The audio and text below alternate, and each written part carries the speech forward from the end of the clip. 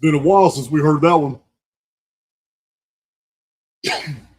And backstage, I switched up my intros, and I just caught something. This is why it takes my microphone off. Well, I'll be damned. I'm going to go back in there and turn it back on. You guys are listening to my laptop microphone right now. This microphone just shut off. Go up in here, see what's going on here. StreamYard's such a pain in the ass sometimes. Yep, turn it. All I had to do is just go into. All I had to do was go into my settings and automatically turn my mic right back on. And so that's StreamYard. It's not my laptop. Man, I have been going through it in such a good way. I really anticipated taking a month off to get a lot of things done. Just get a lot of stuff done. I ended up getting a whole lot of stuff done in a shorter amount of time with far less energy, and it'll be. Hey, thank you, buddy. Thank you, Jamie, man. Listen,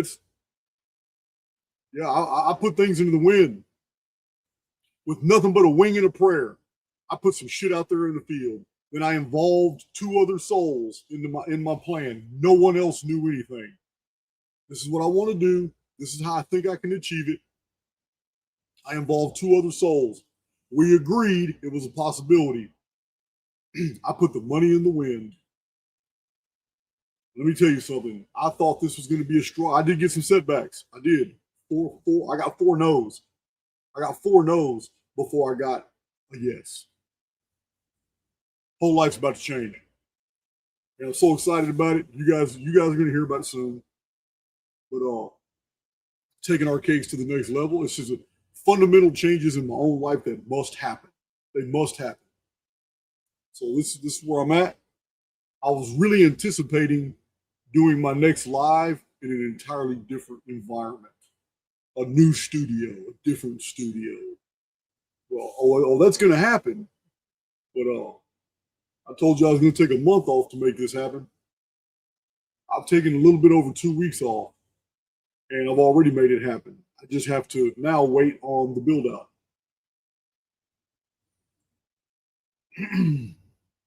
which is already in progress.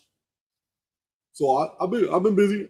Now I've been uploading, doing my little van vlogs and all that. Well, I did a truck vlog, but yeah, I'm excited. And the changes, it's more than just a studio. I'm telling you, a lot of changes in my life, and these are things that I have to do to go to the next level. So that's what I'm doing. We're gonna troll X. If you've never been on Twitter, if you've never been on X, you've never gone through the doom scrolling through the feed, listen, tonight you're going to see me go through there, and I'm going to check people when they need to be checked. I'm going to praise them when they need to be checked. I'm going to show you the absolute ridiculousness that's out there in the field right now. For those of you who are not on X, you're going to really enjoy seeing these things live in X. As people are responding to me and everything, you're going to see it. That's what we're going to do. We're going to troll X. We're going to see what has value. I'm going to show you absolute psyops, one after another. Just go through it. And the beauty about X is I can't just make anything up. I don't know what's on X right now. Every day the feed differs, but it still kind of stays the same. So this is completely unscripted. I'm just I'm just shooting from the hip. Today, when I open up this X app and I show it on screen, we don't know what we're going to see. But I'm telling you, first we kind of know, because we're going to go straight to my page. We're going to go to my page and just scroll down a little bit, see what's going on. Then we're going to go to the feed. The feed is accessible to everybody. We're going to see what's out there in the field. I've never done this before. I've shown some posts, screenshot them, downloaded some videos and stuff. But I've never just gone through the feed and just showed you how it's a circus, guys. It's a total circus out there. Man, look here, look there. It's trending. Look, just put your search words in there, man. What's trending? Man, trending headlines are like magic tricks. Yeah, man, they put the lady out there. She's beautiful. Put her on a table, man. They saw her in half. Then you got two pieces of a lady out there, man. You got a rabbit falling out of her ass on this side. It is so dumb, the misdirection that's out there in the field. That's all they do. That's all they do. I tell you guys frequently that, this is a circus and we all take turns being the clowns. But when it comes to mainstream media and even alt media now, it's like we're all watching the clowns and the clowns are talking to each other, basically trying to figure out why we're laughing. That's how ridiculous it's become. Yeah, man. Oh, Awake Eric, thank you. Thank you much. Thank you much. So I think out of 200 and something orders, I got one botched one to Holland. Yeah, that's strange too, because I sent the tracking orders out. Somebody in Holland didn't get their order, or it hasn't been delivered, or I'm not sure. We'll make up for that. Ali brought it to my attention. That's not really bad though. I mean, out of 200 something, worst case scenario, you just get refunded.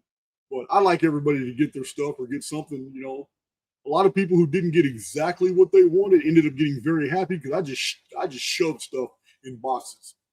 People order 2 or 3 drives, I'll throw 2 or 3 more in there. Yeah, I've tried to make good on everyone, but sometimes every once in a while those internationals, they get botched.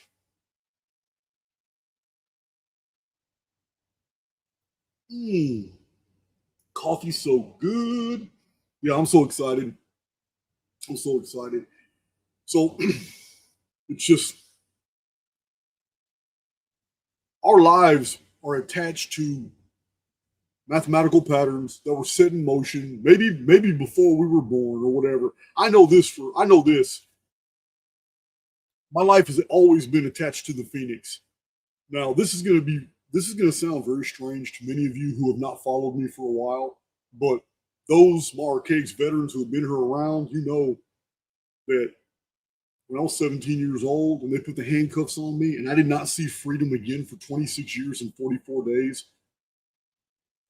When I was 17 years old, it was my 6,354th day alive. I have been alive exactly 6,354 days. Little did I know when I was 17 years old that in prison I was going to basically uncover this 138-year sequencing I call the Phoenix phenomenon and provide a wealth of data about it.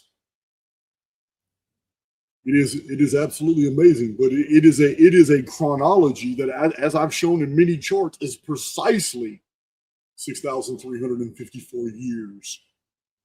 And many times we have examples from historical and prophetic texts where basically God had made someone to lay down for like 40 days. And those 40 days ended up being 40 years for that country, for whatever it was. Now, I say this because the Phoenix phenomenon happens in the middle of the month of May. My incarceration as a 17-year-old on that date literally impregnated it in my own life timeline that my life is going to have something to do with the 138-year Phoenix deal. And it happens in the middle of the month of May every 138 years. So you can imagine my surprise. I've shown my prison timeline to many people, and the 138 sequencing appears everywhere in my timeline. How many days I was on this cell block, how many 138 times 7, how long I was on this prison. I've showed you the chart, the timeline. So you can imagine how it's not even surprising to me. It's not even a surprise to me that my original sentence would have never allowed me to parole on a Phoenix type number.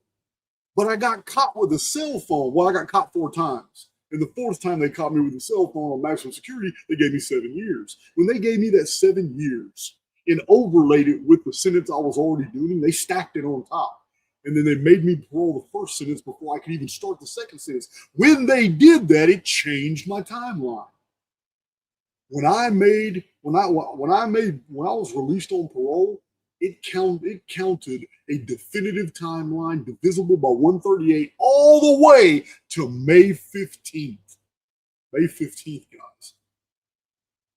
my timeline for my sentence, the day that I was discharged from parole and I got my rights back in Texas. They even sent me my voter registration card. Yeah. The day that happened was May 15th, 2023. You can't make this shit up. My life has always been mathematically connected to the Phoenix in so many weird ways. Well, now I couldn't have planned this. My cipher community is gonna have to see what I have on a piece of paper. They understand the concept here. I'm not gonna go into it here because this belongs in cipher. But I'm going to show my cipher community how stressed out I was because I ran cipher. I ran Opus on some dates where I took action. And on those dates, I was so excited about, I got no on those days. Like, what? How can I be so wrong? How can I be so wrong? But I still had like 4 more cipher dates. And I was waiting on those to pass too, but I was so discouraged. I was so discouraged that I couldn't. I was like, man, how's this possible? Not only did I nail the exact dates when I received information on something so important to me, but they were in the negative every time. And I just didn't even realize what was going on. The arithmetic, no one told me to look into the structuring of the arithmetic of my life. I'm doing that. So I'm stressing myself out. But I'm seeing these nodal dates because the programming shows them to me.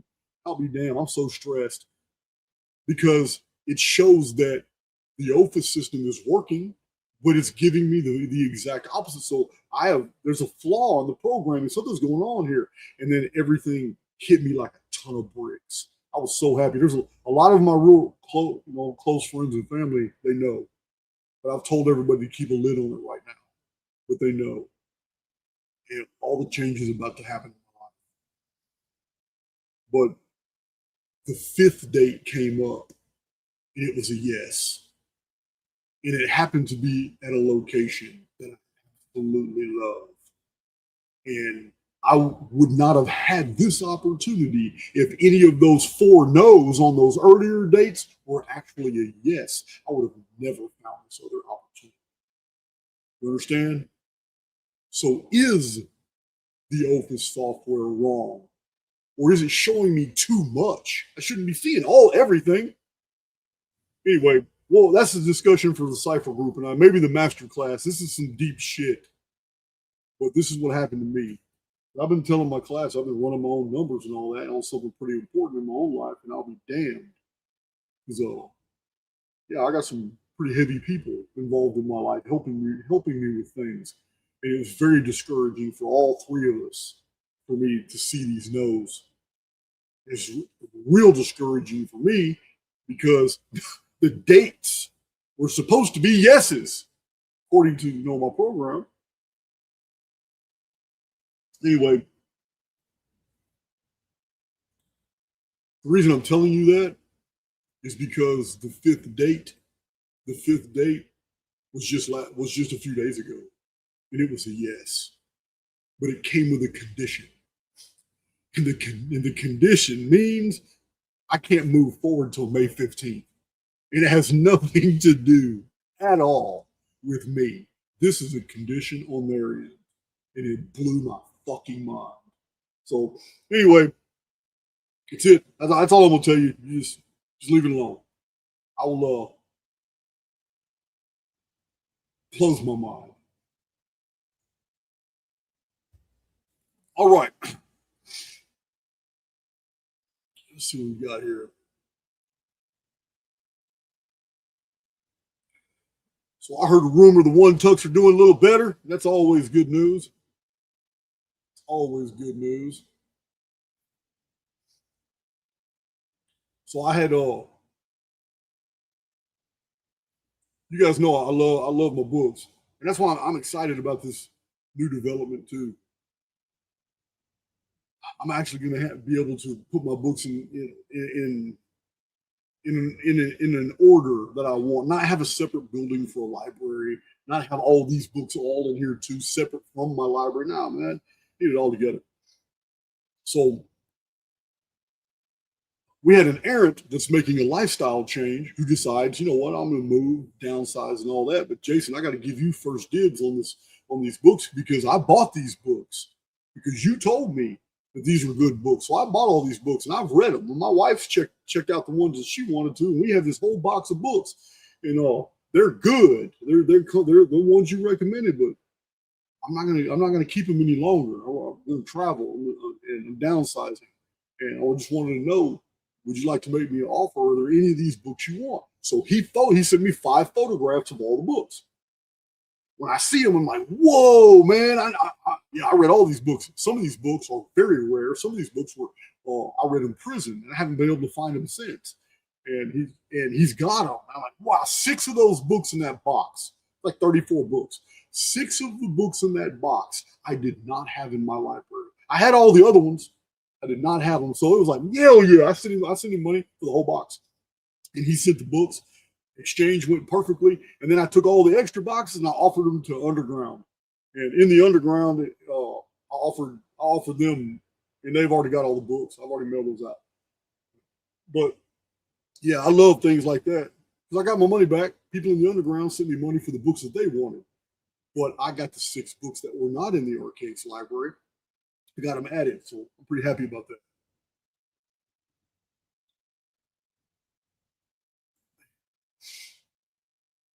Lala Kelly got her book. Next time, use media mail. Nah, I like to use the 3-day UPS. I like the tracking options, and I like the fact I don't like shit to stay out. Only on the internationals will I sometimes take book rate because damn, I just mailed something to Australia. I don't even know if the guy realizes it, but I mailed him something because a previous order was either forgotten or botched or whatever. People in Australia don't realize. Listen, man, I'm not trying to get rich off mailing stuff, but I literally sent the guy $100 worth of merchandise, but it cost me $270 or $246 or $274 just to mail the package to Australia. Australia is a nightmare trying to mail shit. So it's not the only one. There's a few of them. Yeah, I have all the drives. The drives I will continue to do. It's the T-shirts and all the books I'm trying to get out of my field.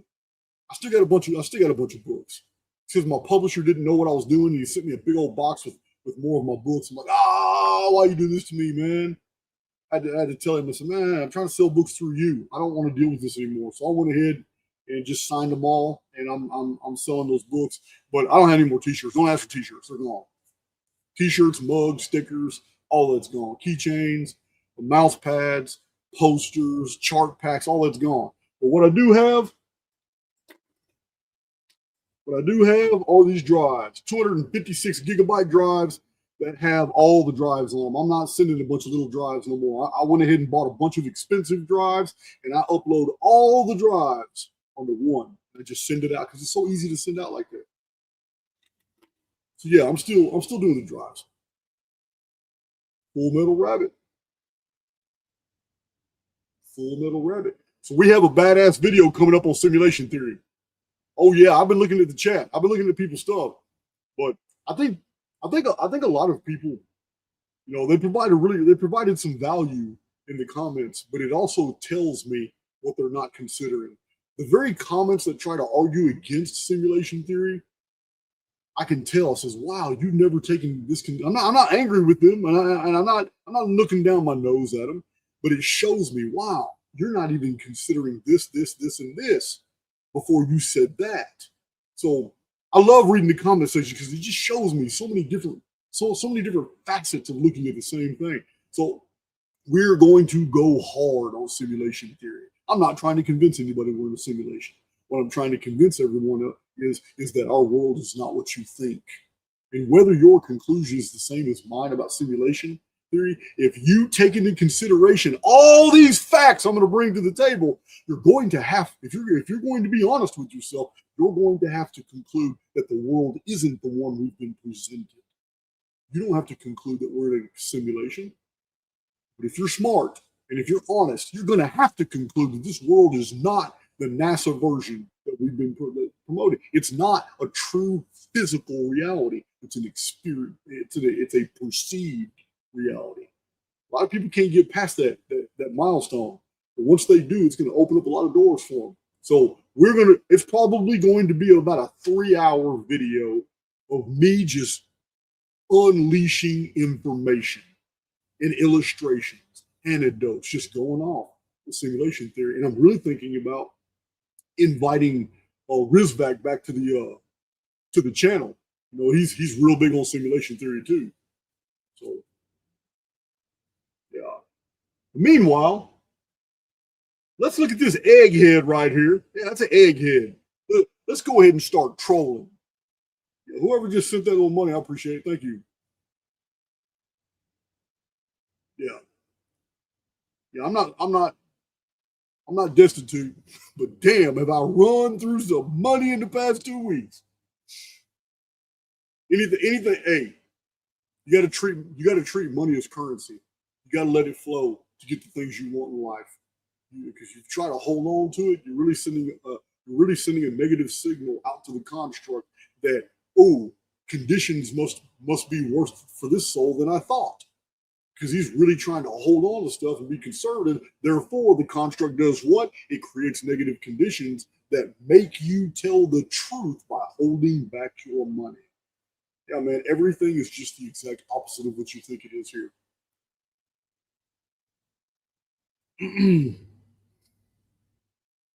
All right, share my screen. Let's get our troll on. Look at this Aleister Crowley looking. What? Beep. What is this, man? Come on. You know they're pushing that alien. They're pushing that. Oh, my internet's much better now. My internet is much better. Hello, Fifth House. Fiona. I haven't said hi to anybody. I saw Jamie Robbins.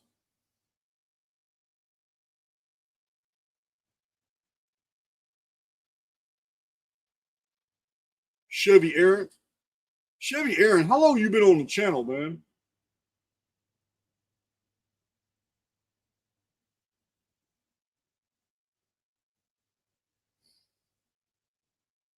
All right. I think Chevy's been here a while. Bradley Long's been here a while too. So Aleister Crowley, this is Aleister Crowley's depiction of a demon. So it's very obvious what they want you to conclude here. It is so obvious what they want you, the connections they want you to make. So dumb. This is the X feed. I want to draw this to your attention. Do you see this post from UAP Reporting Center? The reason I want to draw this to your attention is look at the traction it gets. It's got 34,000 views. 175 times people have reposted this. 35 comments. So I don't know why there's such a disparity here. I normally only get 2,000 or 3,000 views, but I'll get 100 and something comments on mine. So I wonder if some of these are like bots. How do you get 35,000 views, but only 35 people decided to say something? You understand? There's a lot of weird things that don't make sense in social media. I get 2,000 to 3,000 views per post. Some of them, when people are really interested, I'll get more. But you'll always see a proportionate amount of comments as well. But the reason I want to draw this to your attention is because it's absolute AI slop. There is no petroglyphs in the world that show this. This is AI. This is completely, you would have to be a Billy Carson Facebook educated shill to ever accept this image to be true. Nowhere in the world is that petroglyph found. It's crazy. Rock art discovered in Kerala, India, dating back 10,000 years, depicts the mysterious humanoid figurines in shapes resembling flying saucers.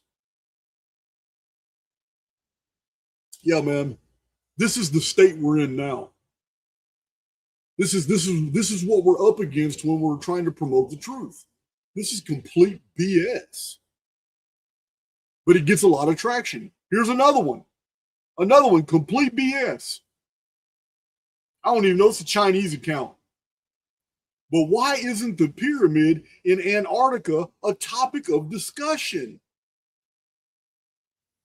God, sometimes, man, sometimes. Oh, I'm trying to remember. Man, there's a law I'm trying to recall here. It's not Hofstadter's law, and it's not Cunningham's law.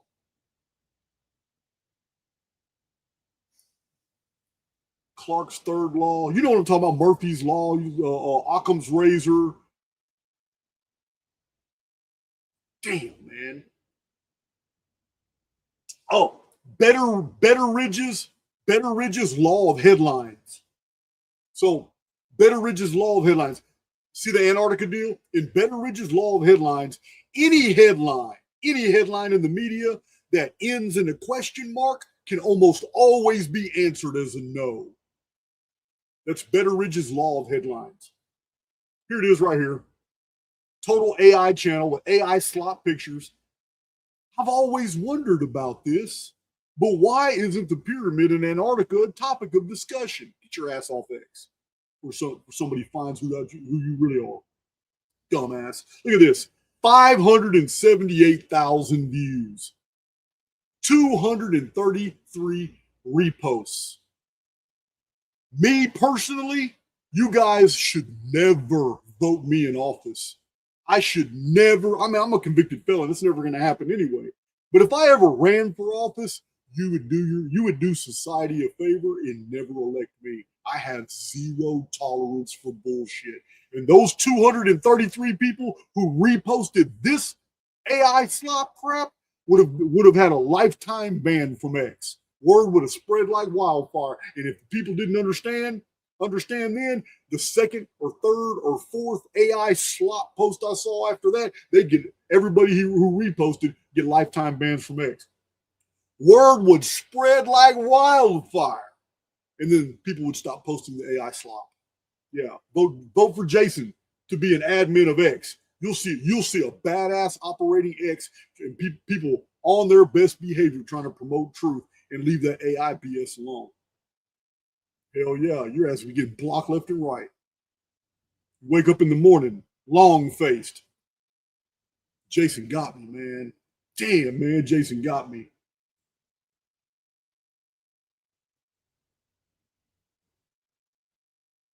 Hell yeah.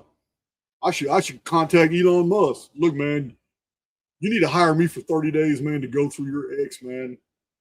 Just hire me for 30 days. I'll spend 30 days. I'll do every single culling live on YouTube so everybody can hear my reasonings each time. Meanwhile, we'll just do it like this. I like that. Look, I like that. Max Payne. I don't agree with Max Payne. I think it's a girl or a guy. Using a female deal. I do not agree with Max Payne on a lot of things, and I refrain from commenting to her. But I tend to focus my aggression on males. I kind of let the females make it on a lot of their stuff. I just don't have the energy. I guess. Why do you need a middleman to talk to the source that's already within you? I agree with it. I agree with it. But Max Payne has also really got some other shit. All right, so this is all. It's all kinds of things. You never know what you're going to see in the feed. Never know what you're going to see in the feed. This video is AI. This is Raven. I check out David Corbo. I look at David Corbo's material. He and I have bounced messages back and forth a couple times.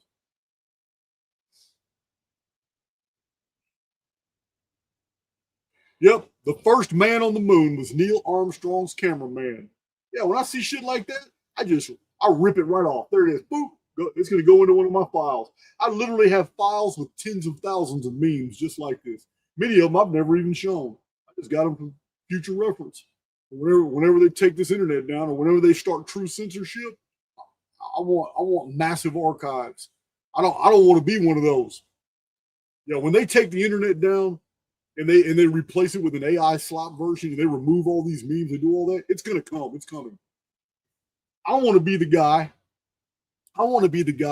hey man, that Jason of Archaics, he's selling a drive. It's got 50,000 memes that he harvested from 2019 all the way till 2028, when they took the internet down. Yeah, he's sending them out in drives everywhere. Yeah, man, I'm gonna be that guy. Damn right.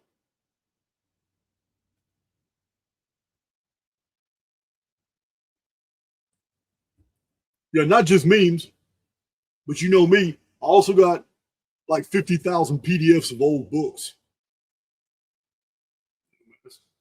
1932, Modern Mechanics. I got a lot of old magazines that show stuff like this. And the problem is a lot of these were concept pieces. And this is, this is where I deviate with some of the guys in the Tartarian narrative, because a lot of these old magazines, man, they were showing us concept pieces. People had the imagination, but we didn't have the engineering at that time to accomplish what they were designing. Let's see.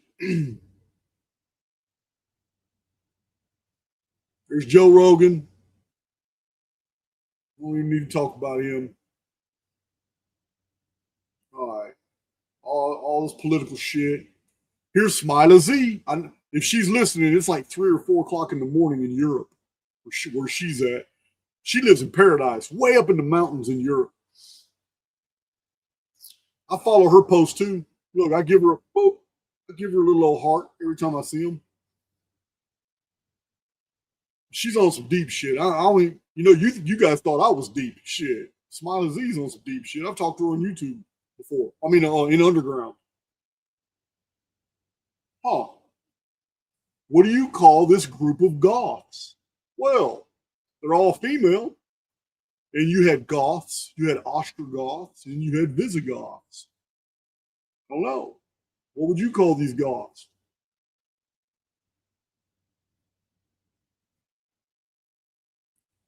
Viking Goths. I don't know. Shit. The feed on X, you just never know. There's so many. I got a file that I set aside to show some of this. This is good. He's making it good. This is megalithic marvels right here. I do not agree with a lot of his shit. I do not. He's uniformitarian, but still, he does produce some good stuff. But this is absolutely a song. This is what look at that. This is what Sir Flinders Petrie marveled over in 1901 when he was studying Giza. He didn't hold back. Yeah. Now Gaspin Maspero and Auguste Mariette, they wanted him to tone that shit down. But Sir Flinders Petrie was literally recording. Look, man, we can't drill anything to this perfection today. The revolutions, per second that are required to get these bores that he was finding in rock, it's like they were shimmying cable through giant stones. And he published that shit, but he even said that we can't do this by our engineering today. All right. So, was the Great Wall of China built to keep demons out? Look at this video here. I can't play it. I can't turn up the volume, guys. YouTube got on my ass in the past because I played a short. Look, it's showing. You remember the movie The Great Wall, where they showed they built the wall, man, to keep the damn demons out? And I was telling you, look, the Great Wall has nothing to do with that. It has everything to do with chicken eggs hatching into velociraptors and vapor canopies. Here it is. Here it is on an old map. Great Wall was built to keep all these creatures on the ground out. I'm telling you, man, you can't make this shit up. I had no idea we're even going to come across this today. Watch this. I'm going to hit that gear. I'm going to hit that download. I'm going to turn that audio off. But now that I hit that download, I can go right here. I download that, and I'll scrub the music out and then show that in the underground. Yeah, here's the Great Wall in 1640. You got all these demons. That's a pterodactyl. I tell you, man, the whole entire world. It's either vapor canopy or ice age. And we're at the very end of an ice age now. Look at this. Yeah, man, I didn't even know we're going to come across any of this. 1290, look at that. 1290 is in the exact middle of Nemesis X, 60 years of Nemesis X tertiary field, which started in 1254 and ended in 1314. 1290 is the beginning of the 7 comets over Europe. The 7th comet was the Great Black Comet. Right after that was the Great Black Death Plague. Killed a third of the entire human family. Man, I love going through. Look at this. What tape does he have loaded in his 8-track? He's got Heart. He may have Vixen. Now Vixen came later. He might have early Heart. Elton John. He could have some Kiss. He could have David Lee Roth. I don't know, man. I can imagine him going down the road jamming to the Doors.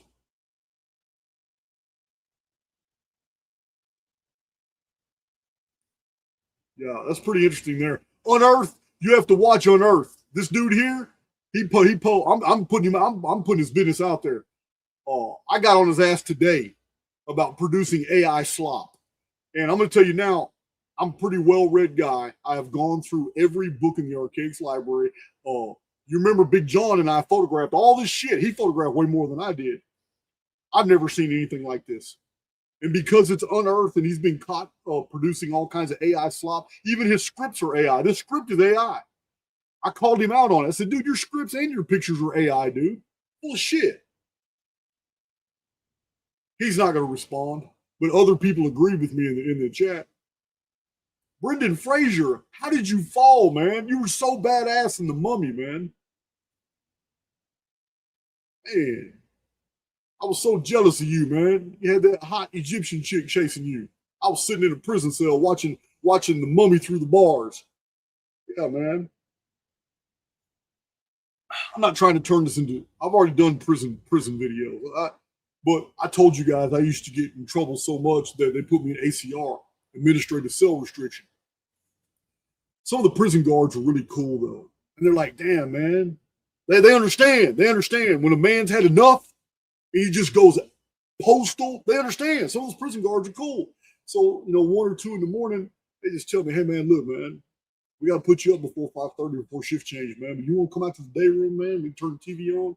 And man, for years, man, I used to go out at nighttime when the rest of the prison was asleep and all that. They come get me out of my cell because I'm always, man. They would pull me out.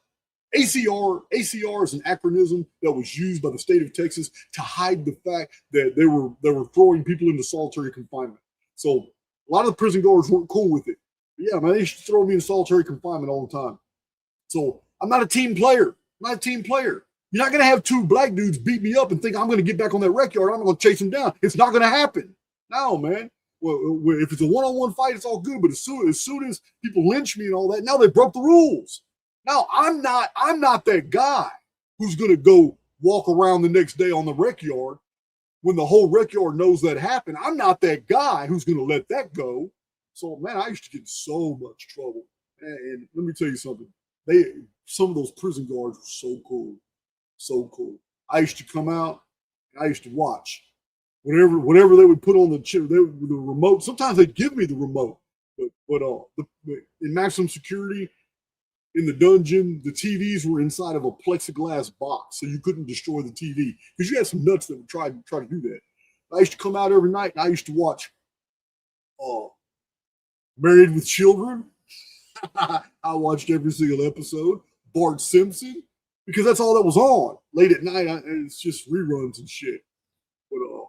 But sometimes they would put it on these movie channels, and I would watch things like The Mummy and shit. Yeah, man. So crazy. Anyway, I ain't screw talking about prison. Talk about that some other time.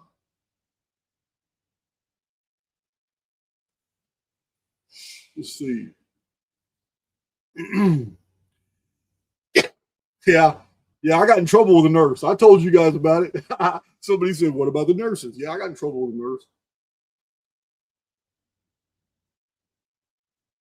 All right, so what we got here? A bunch of this. I want to scroll through this because there's so much. There are things that are really genuinely interesting. Let's see. All right, I don't want to hear all that. Yeah, this girl here is look, she's on her phone. What are you doing? This is so dumb. I see people do this all the time. There's accidents all over Texas. Yeah, she drove. Look at that. Drove right off the road. See the roads in Texas. Look at her. She. Yeah, you deserve every bit of that. The roads in Texas will grab your vehicle.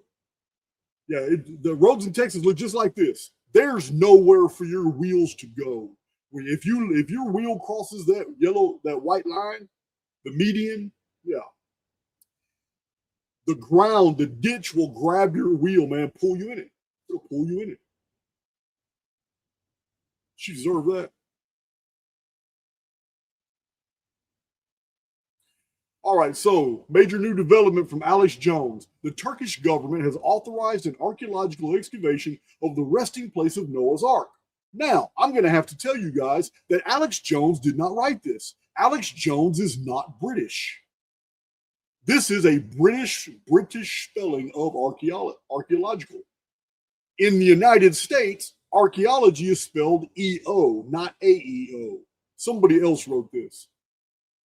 Alex Jones interviews the filmmaker who's been given exclusive access to the historic dig, Noah's Ark. I believe it could be a ship, but I'm also convinced that many arks were built, not one. The diversity of the human family could never be explained by 8 souls who survived the flood 4,500 years ago. Especially when so many areas of the world have no flood traditions. Happening now, recently declassified CIA documents reveal how the agency targeted the American people through food, water, and medicine to poison and dumb down the population to make us more subservient to their depopulation agenda. Alex Jones, you said everything but Jewish. You said everything but Jewish. You left out the key integral part. I don't get it.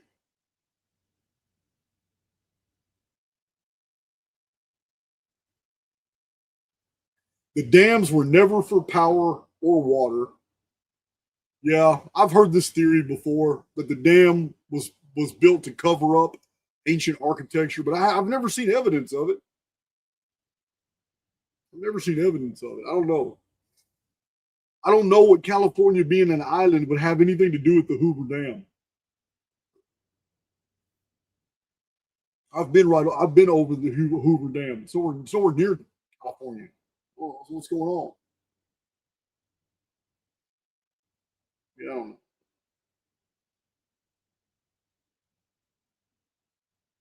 All right. J.K. Rowling.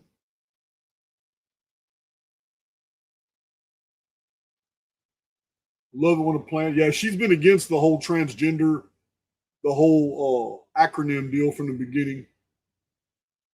Yeah. That's Harry Potter. Harry Potter fame.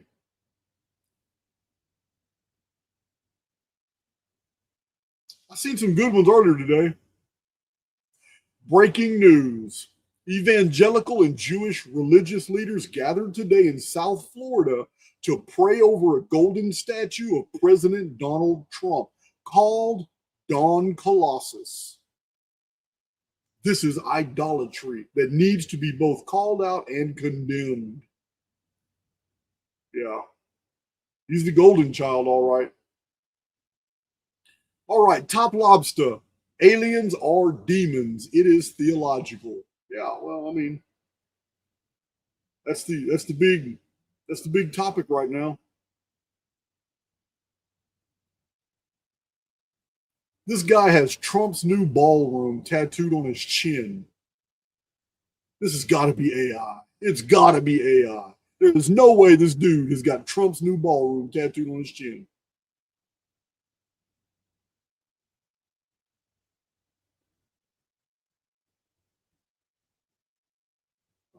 We got all that. I've seen a bunch of these videos.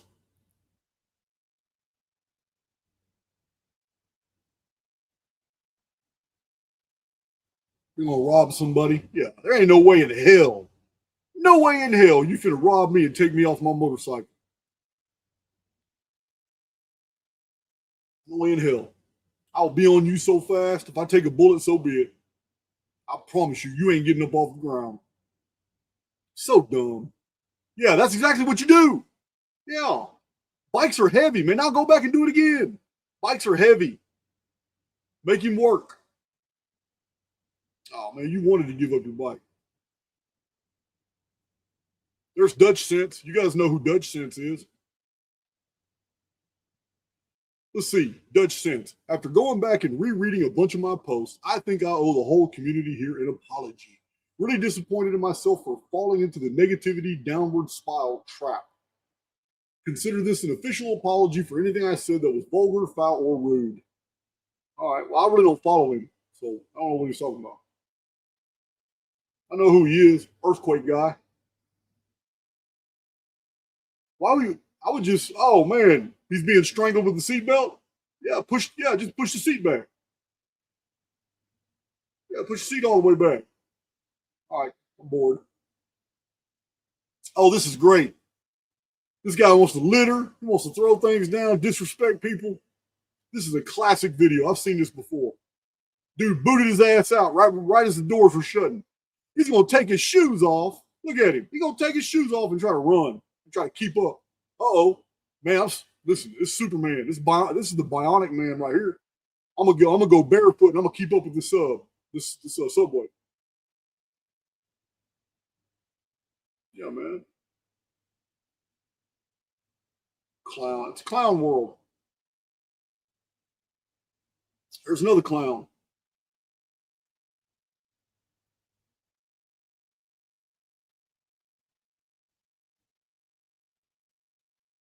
Oh, okay. So this guy trapped the robbers inside. Nice, nice. These aren't the type of videos I'm trying to look at. Not the weird stuff. I'm about to go to my feed.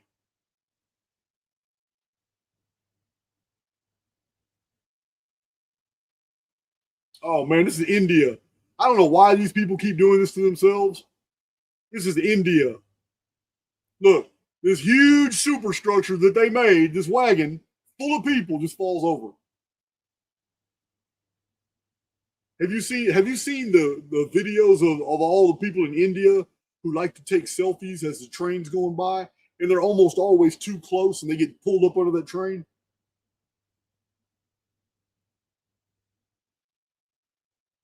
Yeah, man.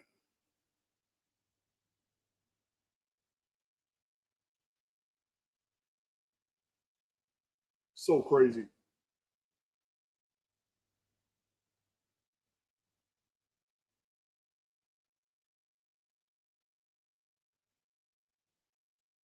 I do not know anything about Huntsville, Alabama, or what it's doing. I have no idea anything about the shadow projects. I have no doubt.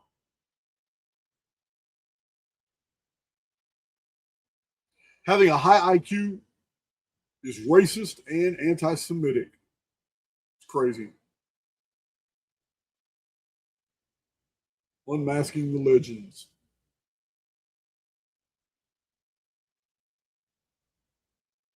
Yeah, I don't need to see all that dumb shit.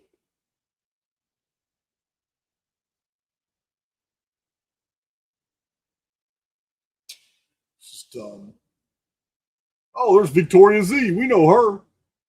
The queen of the club has to keep her mouth shut.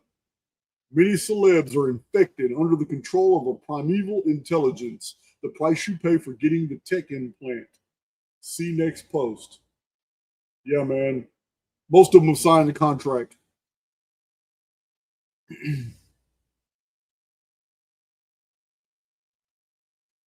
They built a house on that tree stump. That is genius.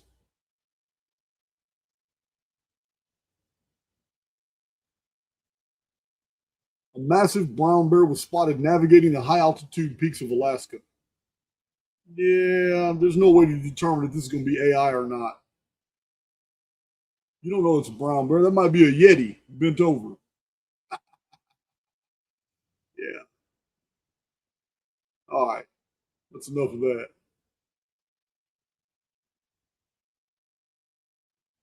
Damn. Them boys work hard.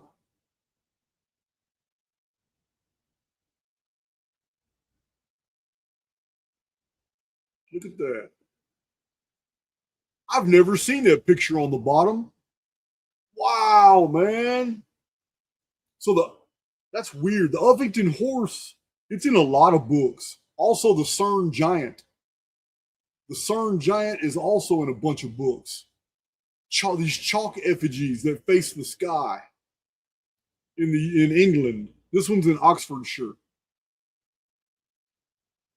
Wow, I've never seen that picture right there.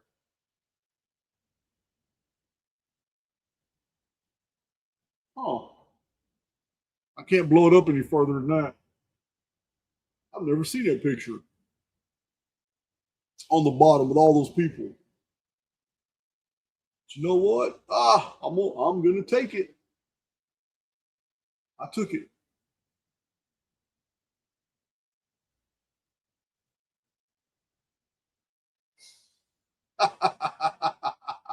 That's AI, man.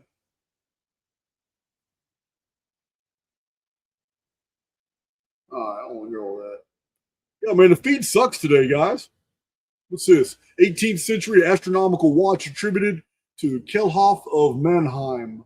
Yeah, they were in the 1800s. They were making some amazing stuff. 18th century would be 1700s, though. That thing is super well preserved at that 1700s. It's like an anti-Kythera computer.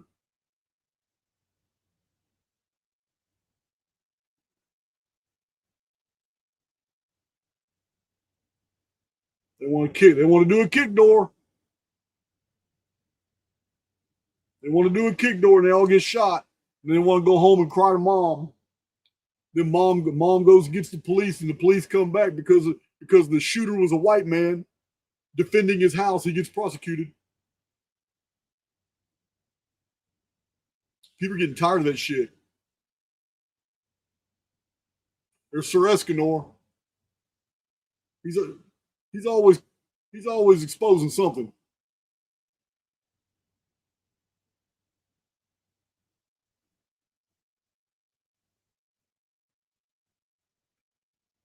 There's a lot of people I'm not seeing in my feed, so I'll tell you what. I'll just go to my feed, and then it will redistribute.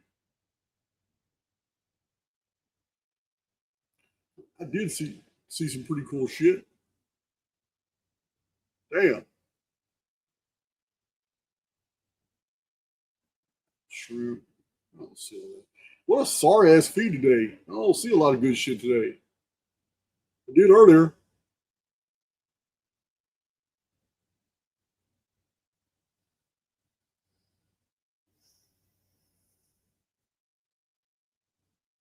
Oh wow. Tourists killed by volcano after defying ban to film content. Yeah, they're dead. What are you doing so close to that, man? That's so dumb. Y'all filming each other. The only reason we got the films because it's live. They died. That shit is so hot. Let me go stand on a mountain that's hollow, full of matter that's will boil me alive.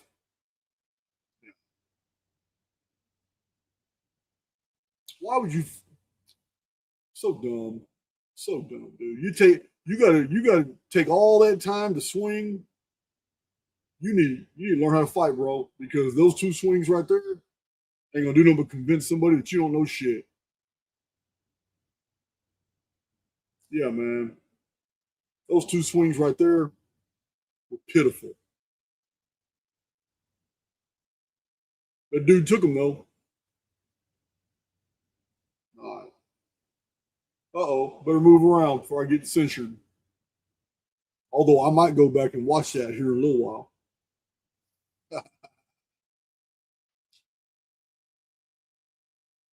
Wow. Yeah, man. X Friday night X is not happening. I should have did this during the day. I should have done this during. Let's go to my feed. Let's get out of here. All right, so Matt Walsh, yeah, what a sap. This dude here, he says, Barack Obama killed the rock music industry. Man, shut up. Just shut up. The rock, the rock music industry was deliberately attacked as a part of a Jewish operation in the 90s, and rock went real stupid. Through the 90s, totally changed. Only around 2002, 2003, did rock start making a comeback, and it was going hard by the time of Obama.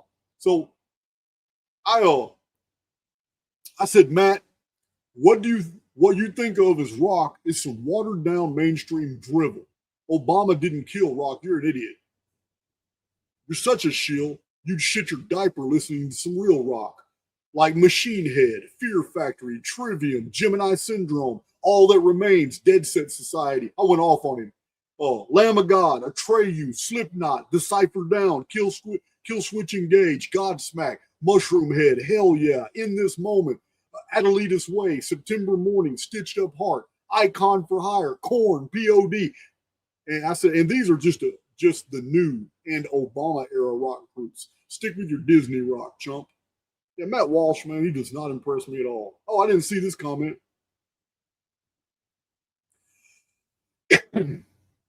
Ooh, there you go, Christy. Mercurial. Yeah, man. Dude, crazy. You don't know what rock is, man. You would know what rock was if you sat on one and went up your butt. This Rizwan Verk, I might have him back on the channel. I like talking to him. He's been on the channel before. We just bouncing ideas around about simulation theory. Might have him back. Let's see. Here's my post from today. Let go my yuga instead of let go my ego. Let go my yuga. I just posted 4 charts on the archaics research showing that the people in India can sit down somewhere and all that where we've recorded hundreds of thousands of years. No, you haven't, man. You've recorded people who misinterpreted earlier writings and claimed that those were years when they were just days, because India's history is the exact same history as Sumer and ancient Egypt. And this is what I've shown by correcting the lunar and the star count systems. That's what all these charts are.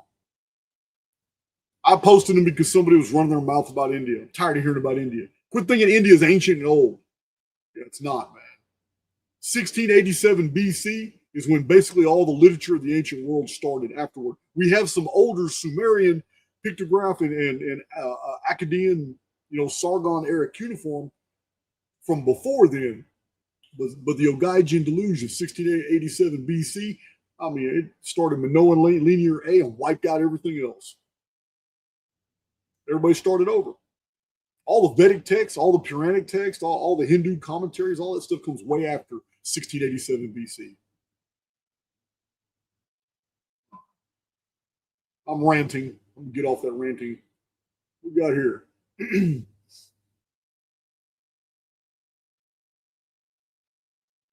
Not somebody quoting a book. All right. AI slot picture. I be getting on people's ass, guys. Here it is. Here it is again. Look at this. On Earth, this is the guy I was telling you about. It's a 100% AI slop. Yeah, we don't know who he is. Faceless channel. Everything's AI. All the script. This entire script was written by AI. There is no source materials. There's no way to reference any of this shit. Everything is so vague. It's not even telling you where in the world this is found. And I'm gonna tell you, I know my old photos. There's only a finite number of old photos that exist. I've got a massive collection. That picture is not in it. So somebody else drew to my attention, hey man, it's not just this picture, Jason. Look. What are these vehicles here? AI just threw some vehicles over that are like halfway cross between a wagon and a modern day car and a tractor.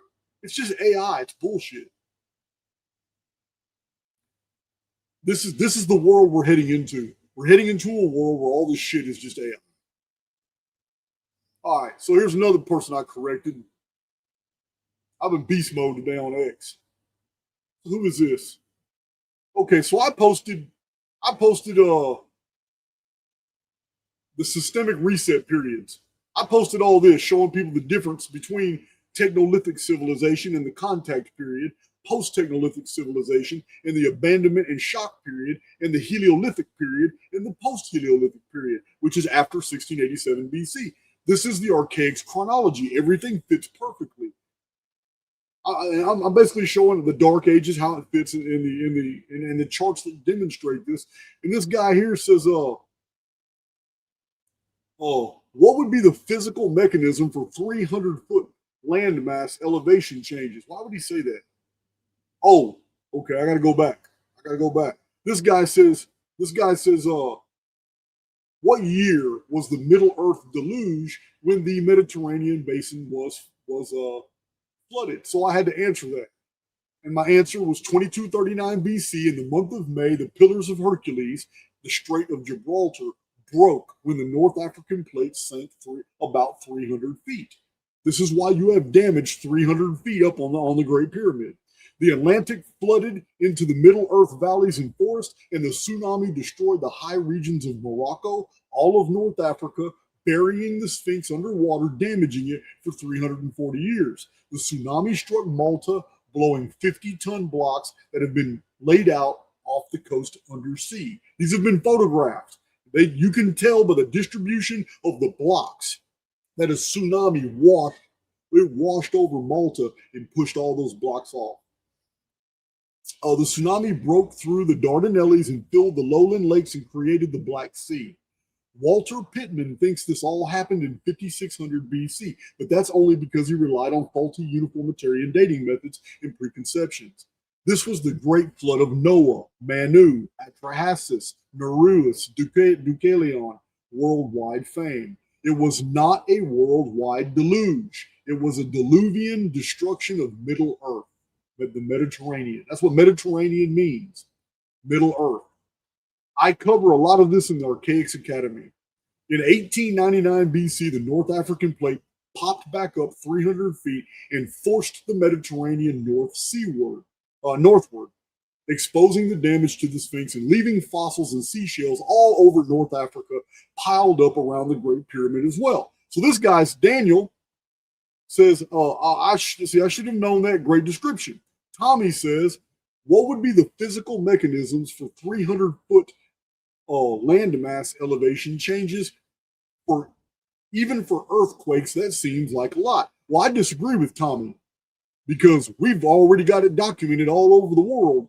Upheaval and subsidence is a part of the Phoenix phenomena. So my answer to Tommy was this. Seriously, Tiahuanaco, Pumapunka, and Lake Titicaca are all at 12,000 feet elevation, but they weren't built up there. Ancient fossil coastline and keys were found by archaeologist Poznansky. The lake is packed with former sea life that has adapted to fresh water over a long period of time. There is nothing like Lake Titicaca anywhere in the world. Freshwater jellyfish, freshwater seahorses, freshwater sharks. Yeah, the marine life is sea life that's now adapted to freshwater. It's a lake at 12,000 foot altitude, surrounded by a bunch of human ruins. You can't even build at 12,000 foot altitude. You can't breathe. So yeah, it's hard. It's hard to breathe, and you got to breathe real hard if you're going to be doing heavy labor. The entire history of the world is filled with examples of cities that sank beneath the ground during quakes, and hills and mountains are caused by upheaval. That the Sahara was anciently called the Triton Sea is a matter of historical record. It drained out. Somebody else said, John of Tarsus said that also the Salar de Uyuni salt flats are at 3,600 meters in Bolivia. I didn't know about that. But salt flats are, the ocean, the bottom of the ocean. I'm always posting shit like this on X, guys. I'm on X every day posting stuff.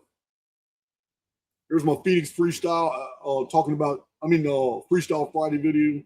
Let's see. I have moved mountains in the past 2 weeks. I think I'll go live.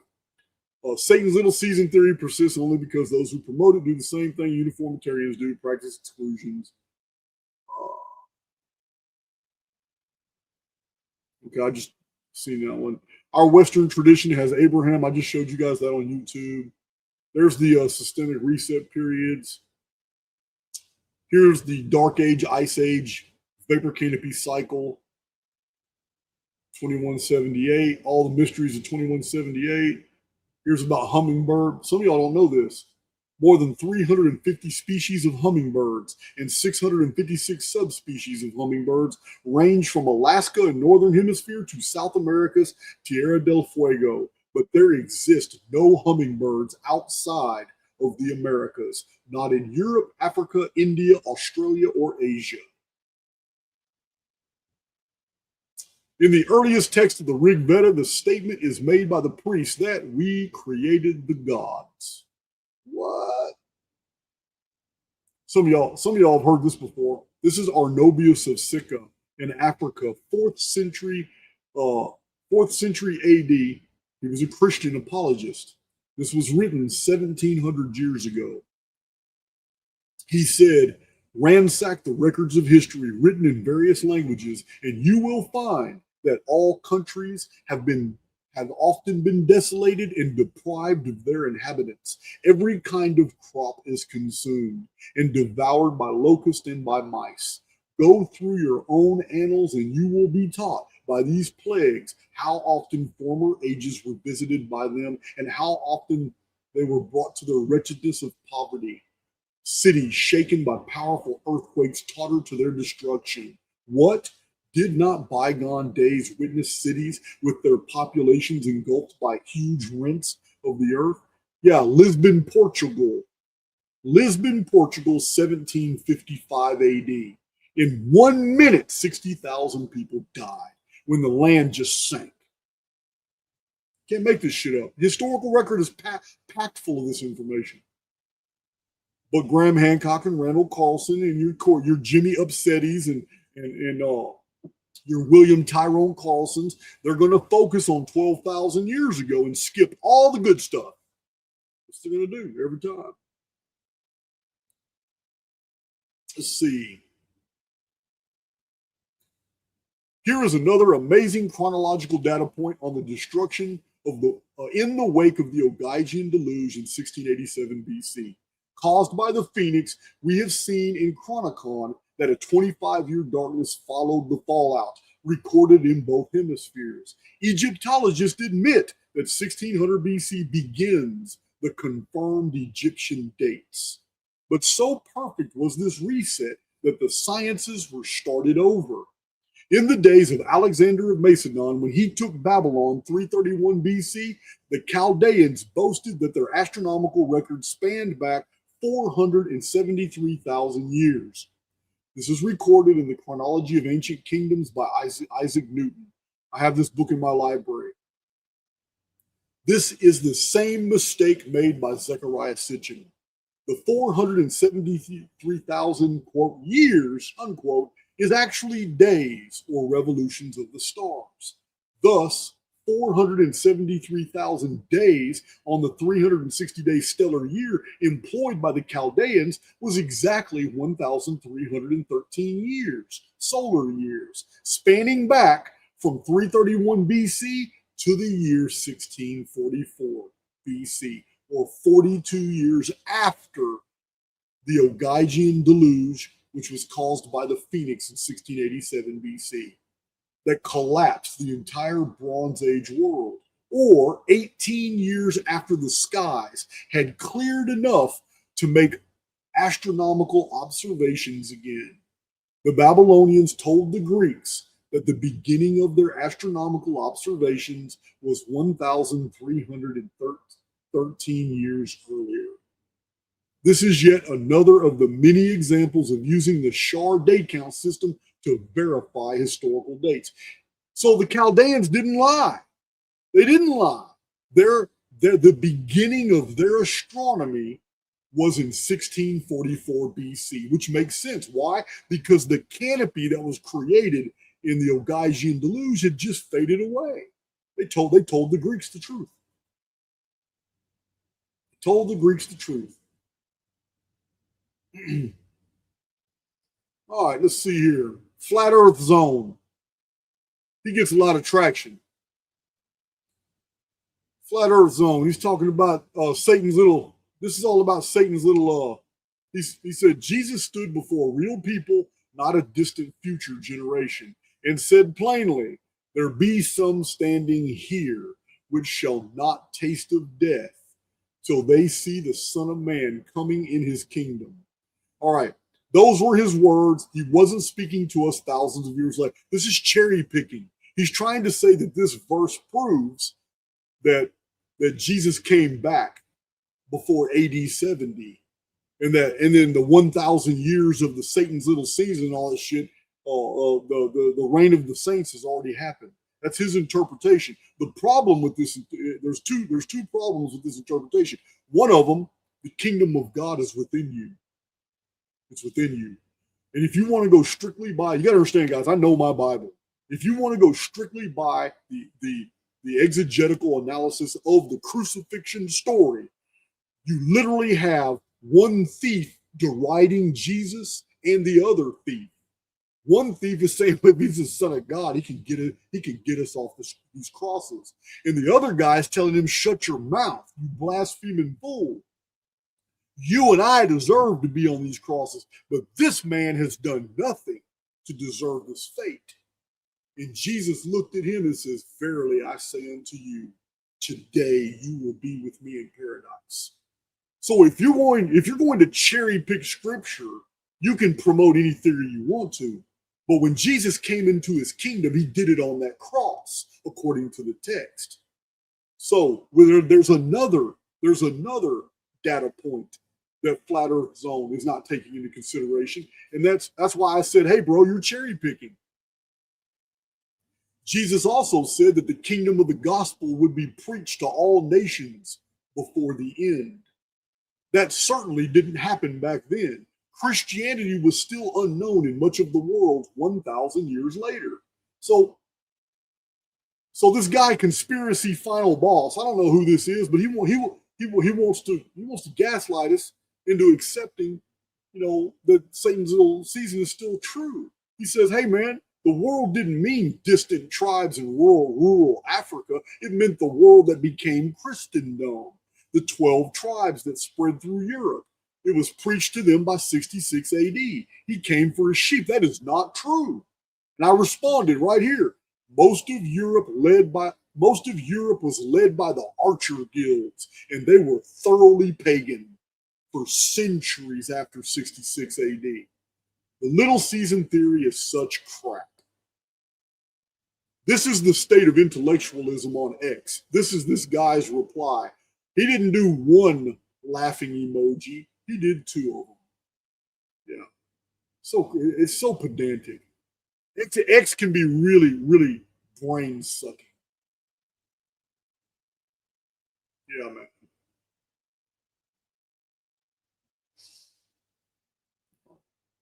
Get out of that one.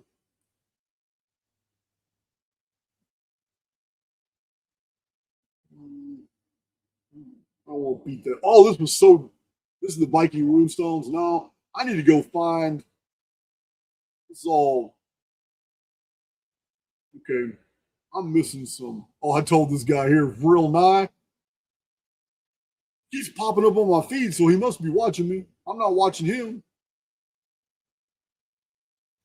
He said, after finding out that almost everything we've been taught or told is a lie, I find myself questioning everything. I'm curious as to how it is that the oldest naturally buried city in Turkey is up to 20 meters deep, is only 9,000 years old, while 65 to 70 million year old dinosaur bones are found just a few meters under the surface in the same area. How does that make any sense? Any archaeologist? Well, listen, I did a video showing dinosaur skeletons, dinosaur tracks, human tracks, and vehicle tracks, all in Turkey, in Armenia, showing they're in the same strata. So, also that same video shows all this evidence of human architecture deep underground. Dinosaurs are on the surface. So it was reasonable of me, because I don't know of any other YouTuber who has put this information out. You guys have seen my videos. Some of them go back 3 years where I'm showing all these fossils.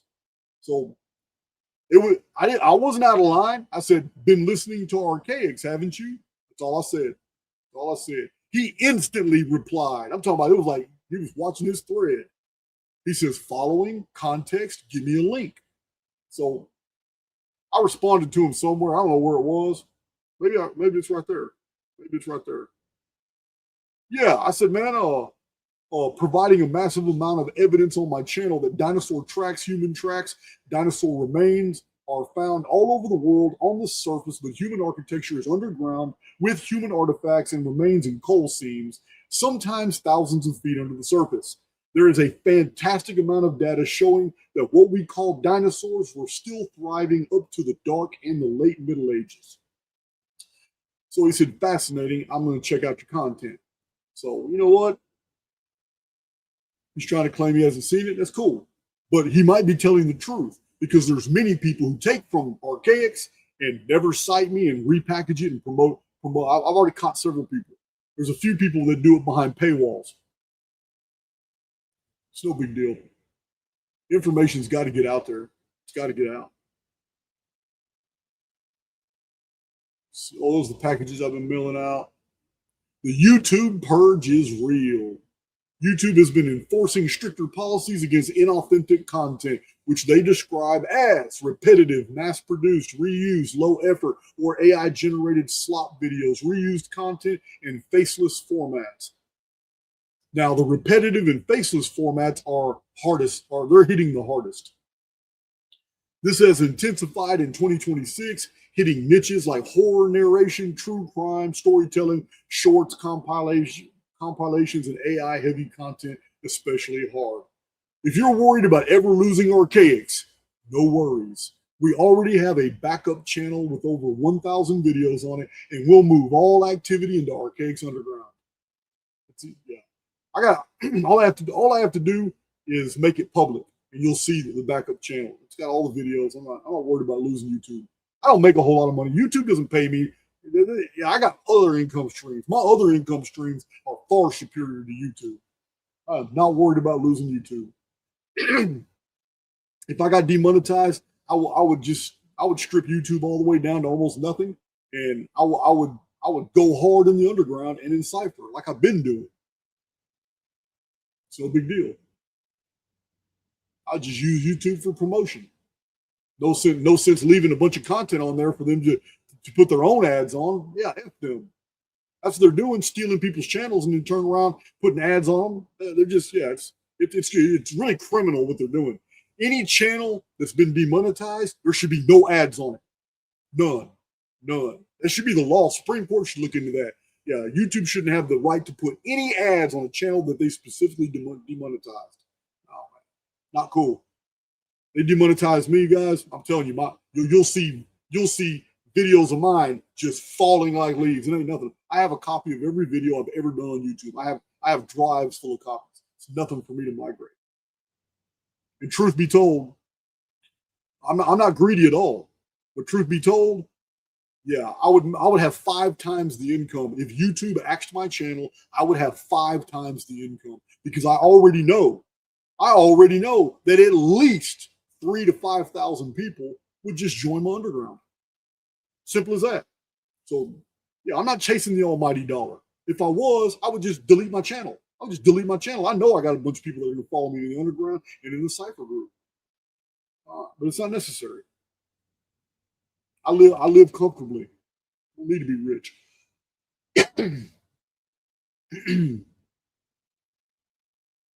Let's see. There's some good stuff in here, but I missed it somewhere. Where did it go? So if I go back in here, that was Matt. That was Riz Von Verk. I'm totally missing. Oh, I know. I'll put it in a file. I'm going to show it to you in a minute. I put it in a file. I would ride a Brontosaurus.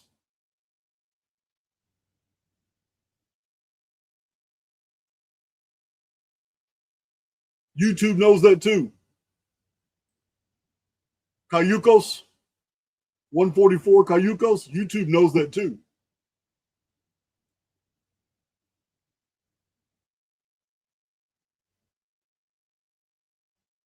YouTube knows there would be a mass exodus.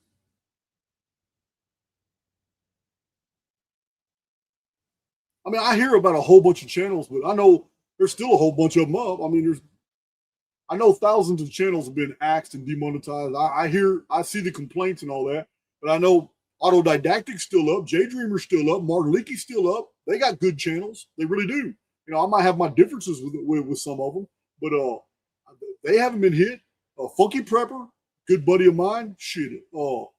He hasn't been hit.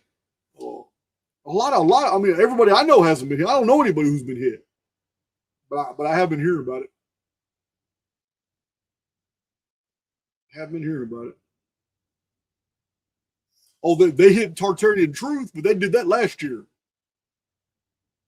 I know y'all remember Tartarian Truth. You got those channels that serve no purpose whatsoever but to troll. Real dumb channels. I mean, basement bottom feeder, bottom dweller channels, man. Dudes that hate on the entire world because for some reason they can't get a voice. They can't get people to listen to them. Yeah, man. I remember when like Chalk Body Outline. He's a huge critic. I remember when Chalk Body Outline used to listen to me talk about my criminal history and isolate little particulars and imagine that there was some type of differences from what I said from here and here, and everything's fluid. I've never had a reason to lie, ever. So he just hates the world because nobody wants to listen to him. If all you do is attack people, people get tired of that shit. And the only people that are ever going to appear in your chat are those who also hate the world. You're going to attract the very bottom feeder souls that you project. And that's why you suck. And that's why nobody listens to you. But you hate the world for it, which creates a feedback loop. What do?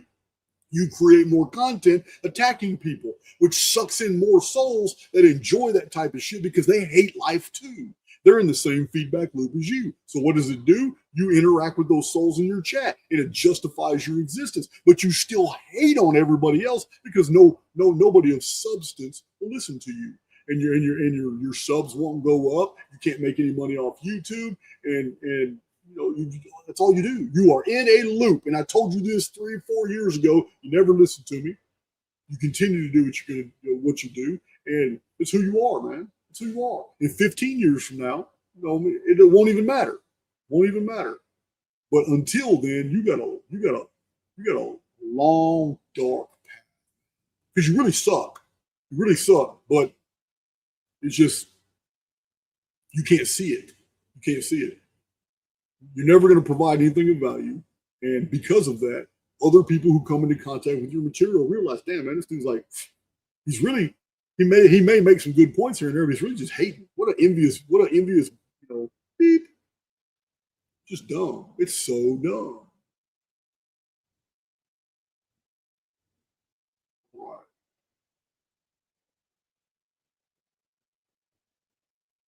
All this weird stuff. Let's go over here to trending.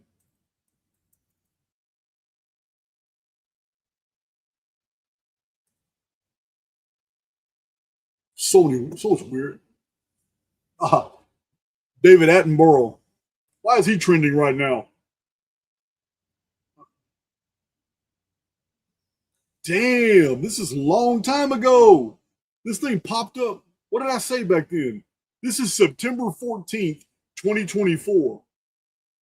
False narratives, false flags, false histories. These are what the media promote. People pay money to be deceived. I'm often asked how it is possible that the archaic data of Phoenix has not received any attention, but the answer is clear. What's trending is also what detracts from the truth, distracting, meaningless. Additionally, the repetitive predictions and letdowns is also a part of the apparatus of deceit.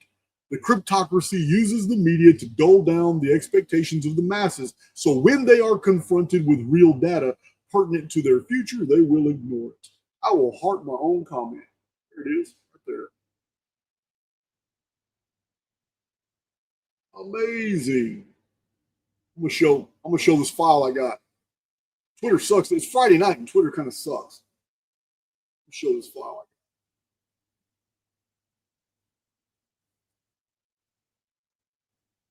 100 years now. We're talking about 100 years. Oh, David Attenborough turned 100 years old. Okay. I wouldn't even want to be that old, man. I wouldn't want to be that old. I would want to check out way before then. Let's see. Where is my Friday? There it is, Friday. Okay, so got some graphic. Some of these are graphic. I'm just going to warn you now.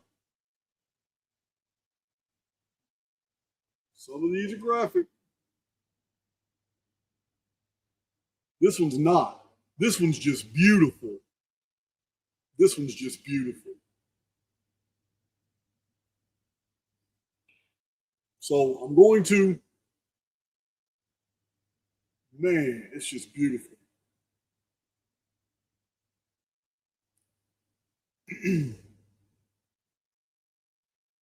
Listen, man, we no longer live in this world. But there were people who deliberately said they were going to do what they were going to do, and they succeeded. They succeeded.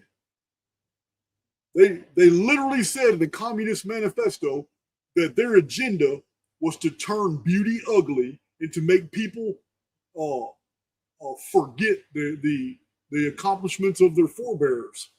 Yeah, this was an accomplishment. Beautiful architecture. In the Communist Manifesto, of course, it was Jewish, and that's exactly what happened. It's exactly what happened.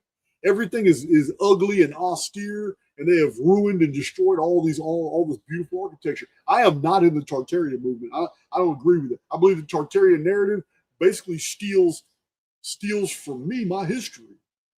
Oh man, we don't need to make up fantasy, man. Our history is fine. We built all this. We built all this. It's all within our deal. This isn't really a skyscraper. What is this? 17 stories tall? 1, 2, 3, 4, 5, 6, 7, 8, 9, 10, 11, 12, 13, 14, 15, 16, 17, 18 stories tall. Yeah, that's not really a skyscraper. But still, it's very impressive because we're so small. It's very impressive. Yeah, these look massive, but they're nothing compared to what we're building today. Absolutely not. If there was a skyscraper next to this, it would look insignificant. But still, it looks beautiful. It is beautiful. Huge blocks on the facade. It is beautiful. Just reminders.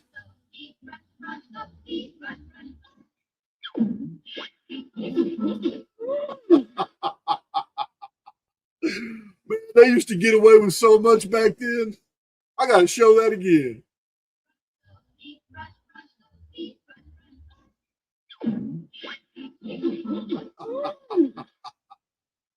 No way, man. Oh, man. That shit's hilarious. Brush those teeth. I threw that one in there, caught you off guard, didn't I? Oh, look at this beautiful picture. Do you know why this is an awesome picture? Now, Allie, I don't know if Allie's still up. It's going to be real late for Allie right now. It's going to be like 3 in the morning, 4 in the morning. I don't think Allie's in the chat. No, I don't see her. The reason this is, yeah, she went to bed. Okay. The reason this is beautiful. I'm going to draw your attention to something. You see how old these streets are. These streets are not original. They came later. Some of the wood's been replaced. But do you see these buildings? This is the old area. I believe it's Old Kent in England.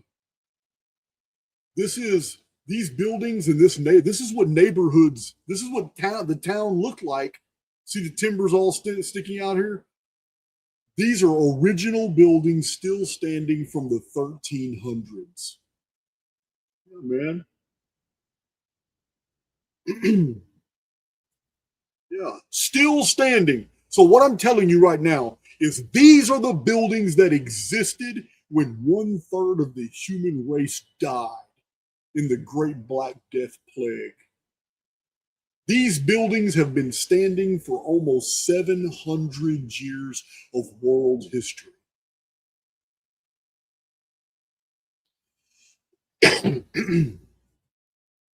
Yes, it's the shambles of York. I said Kent. But yeah, you're right.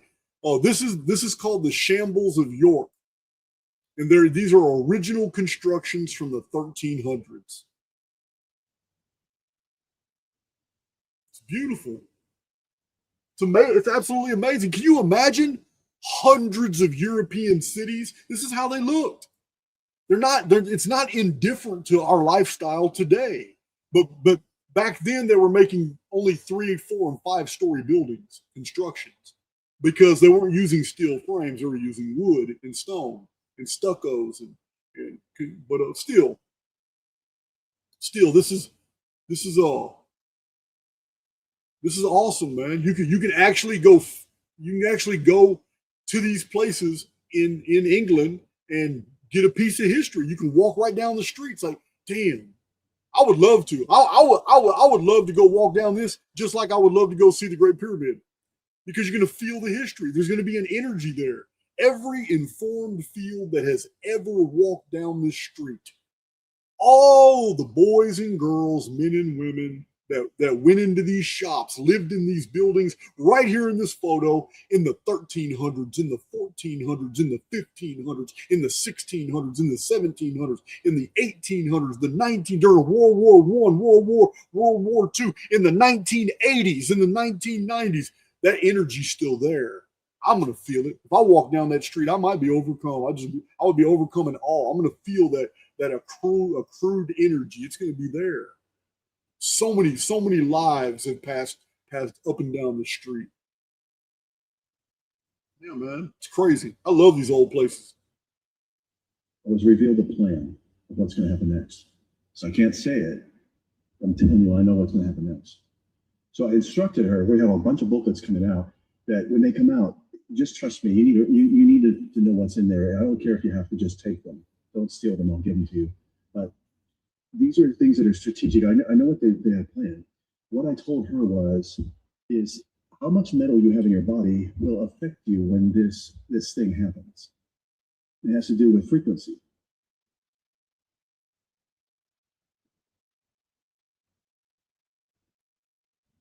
Okay, so that I stay safe and I can come back and I stay alive, I'll tell you something. I will give you a hint of what he showed me. It's going to happen.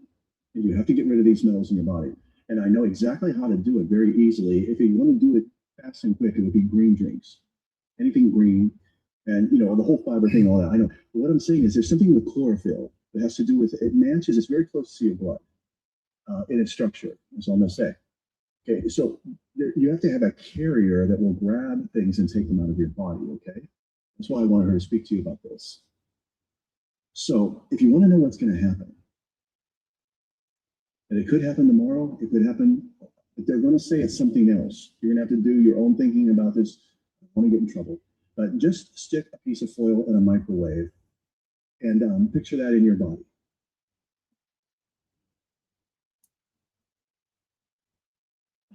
And now you know the devil's plan.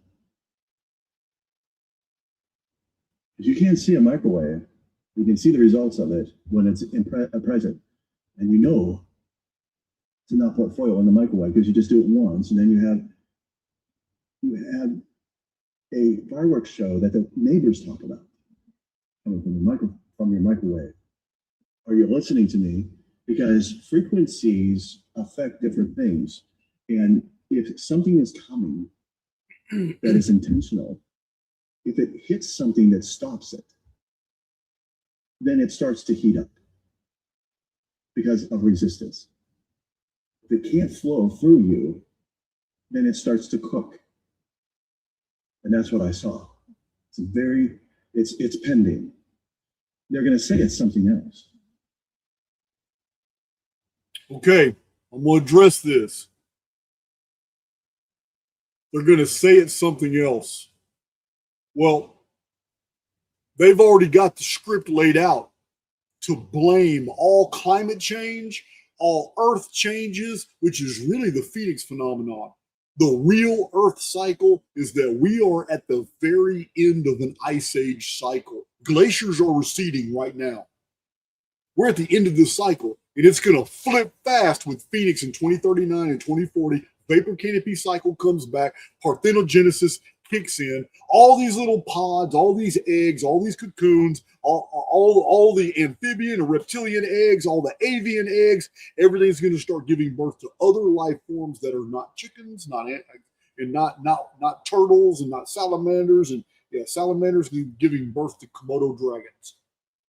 Turtles going to be giving birth to stegosaurs. It's going to be parthenogenetic changes, and they're going to say that an alien civilization has chosen our world. And from a distance, maybe from Three-Eye Atlas, whatever, they're going to put this whole story together, and they're going to claim all the Earth changes are actually an attack. The invaders are terraforming. But we have protection. Because in our own underworld, we've got these shape-shifting reptilians who are actually the good guys, and we're going to introduce you to them. And that in all this I've laid all this out for you guys before. The tertiary field of Nemesis X is right behind the Phoenix phenomenon. And what's going to happen? Anybody with the ability to shapeshift can't shapeshift in a tertiary field. It's going to bring, once there's a mathematical overlay of the Nemesis plane on the Terra plane, they can't hide what they are. So they're already laying the narrative that they are our friends. Don't freak out. Don't freak out when you start seeing reptilian anthropoids around that are wearing suits and shit. Don't freak out. They're the good guys. They're with us. This is all laid out. And what he's talking about is in order to promote fear and get everybody on board, they'll probably activate those 5 and 6G towers and microwave people. And he's right. The heavy metals, the chemtrails, the heavy metals that have been absorbed into the body, if you're not eating a lot of plants, a lot of greens to process and filter that shit out of your body, you might be the worst affected. But they're never going to claim that it was the towers. They're going to psyop us and say that was a preemptive attack. They were testing to see if they could affect our biology. He's right. They're not going to tell you what it is. They're going to gaslight you. Tell you everything. The whole alien theory, all this stuff is designed to cover up the Phoenix phenomenon and the Nemesis deal. All the Earth changes, the reptiles, amphibians, the chicken eggs turning into velociraptors, every bit of it will be blamed on terraforming by an alien species. And that these reptilians that David Icke's been talking about forever, in our underworld, who have been acting as enemies to mankind this whole time, enslaving mankind, and got whole intelligence agencies serving them, are all of a sudden going to be they're going to gaslight us and say, hey, man, they're the good guys. They've been the good guys all along. The bad guys are the ones that are about to show up, but they're not. I don't believe that at all, because I believe you and I are descended from a Nuna. And I believe that we have been told the exact opposite of the truth from the very beginning. And if those who are governing us are actually attacking us and running us through all these psyops, then I'm going to vote for the other ones that are on the way. Because I'm going to go with the historical record. And the historical record said that Enki brought a population of people with him. Oannes brought a population of people with him. Vulcan brought a population of people with him. Cecrops brought a population of people with him. And there's many other civilizations. Quetzalcoatl, Varuna, Bokika, Votan. I'm still forgetting some. But these civilization bearers were always represented as a serpent. And yet when they appeared, they were benefactors. They were benefactors.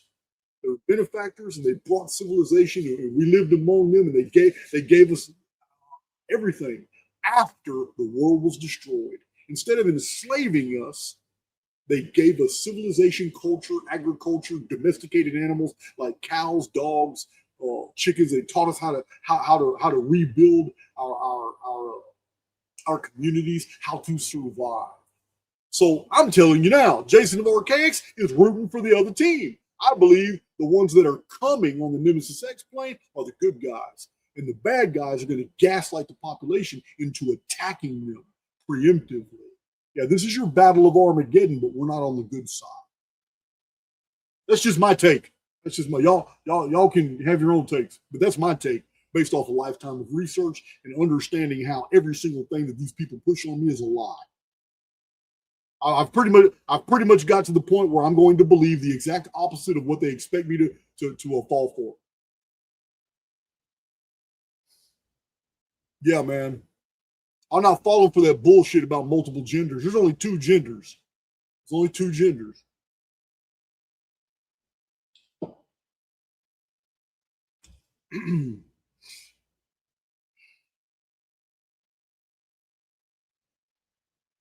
Uh-oh. Here's Hansel and Gretel.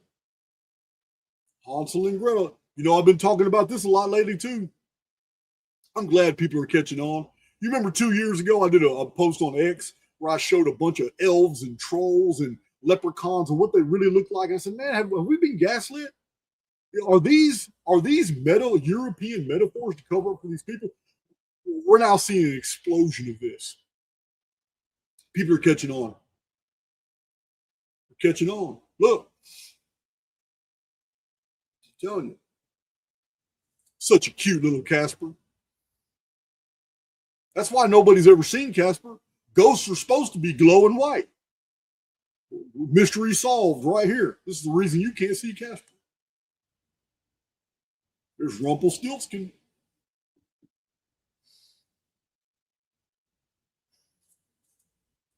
Rumpelstiltskin.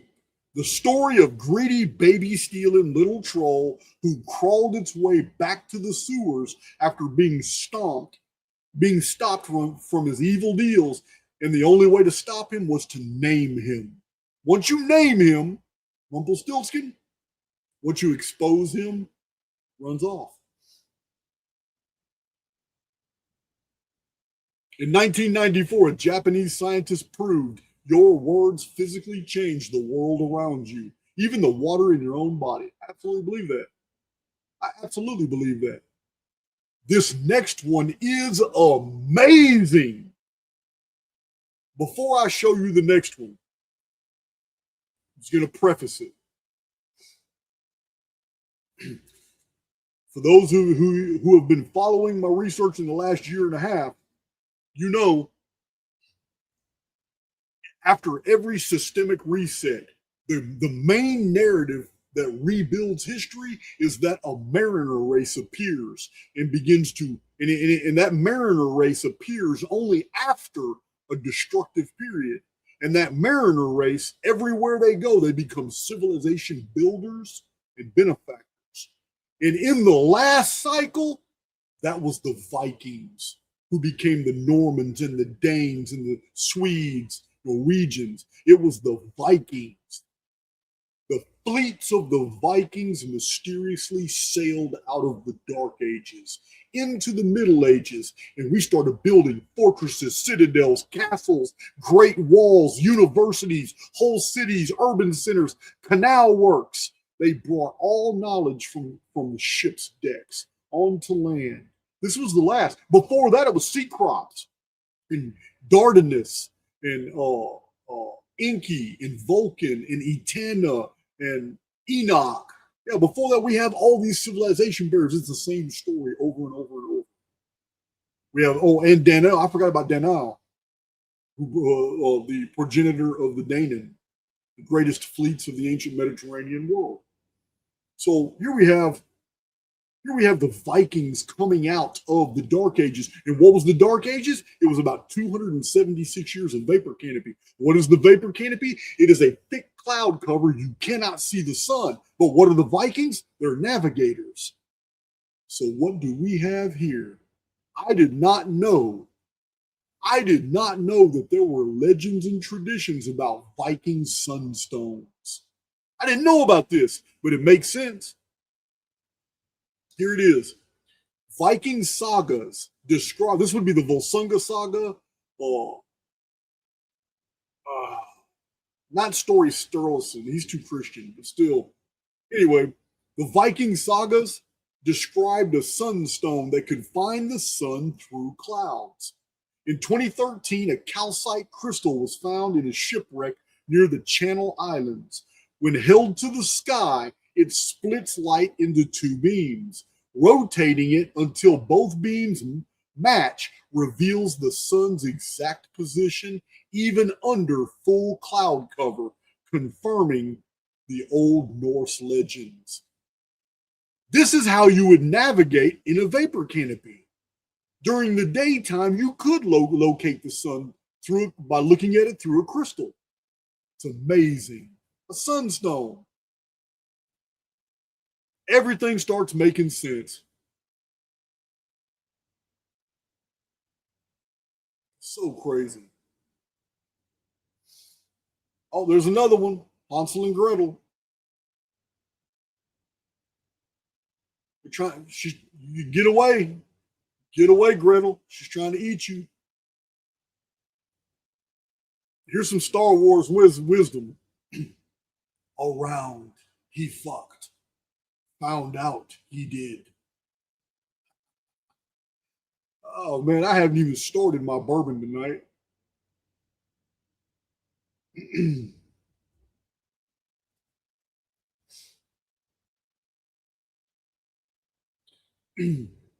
Phoenix weekend, May 16th. It's a meetup, dinner and an Archaics live stream, skipped in UK. I heard there was one ticket. Ali said there was one ticket left. Somebody had to cancel. I'm not sure. That's what I heard her say. Well, we're not done. We got some comedy. Watch this close.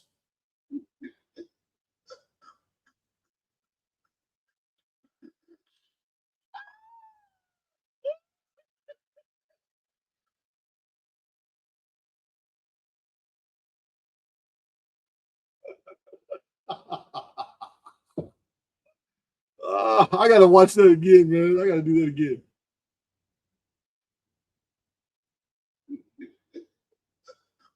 She gonna block traffic.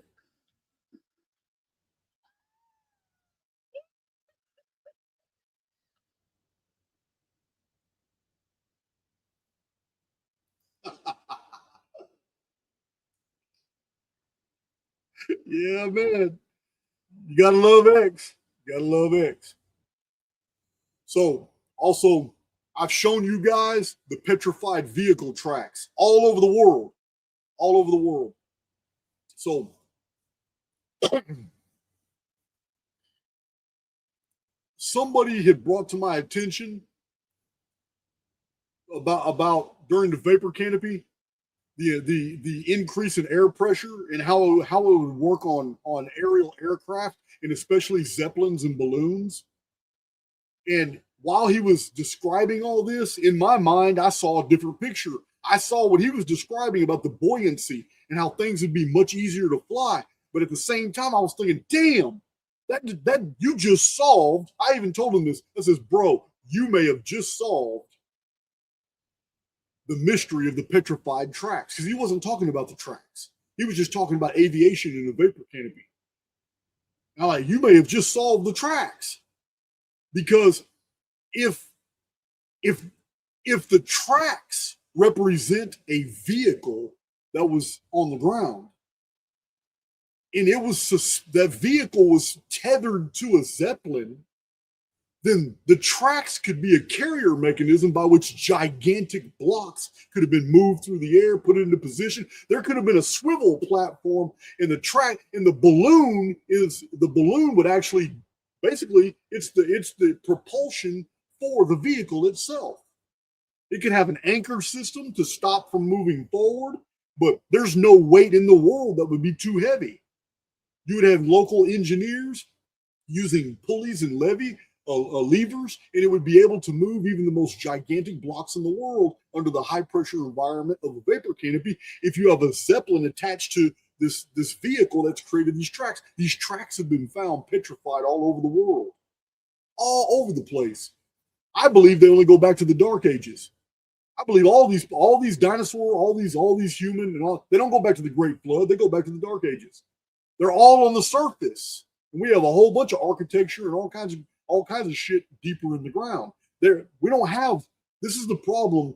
Ancient aliens, bright insight, forbidden knowledge. They're all telling you there's only one cataclysm in the ancient world that answers all the questions. Jason of Archaics is telling you they're all full of shit. There's about 9 cataclysms, and they're all in the historical record. They're ignoring them all.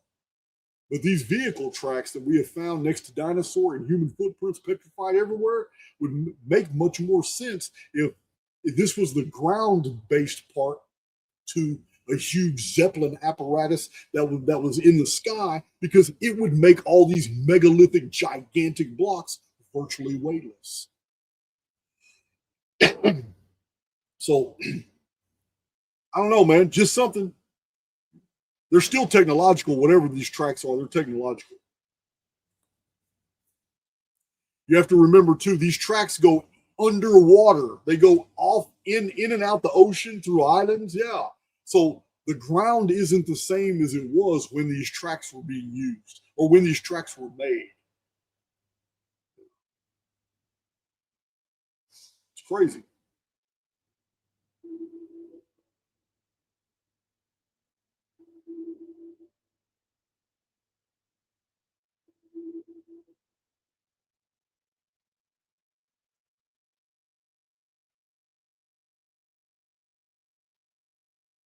It's a lot of tracks. Look at that.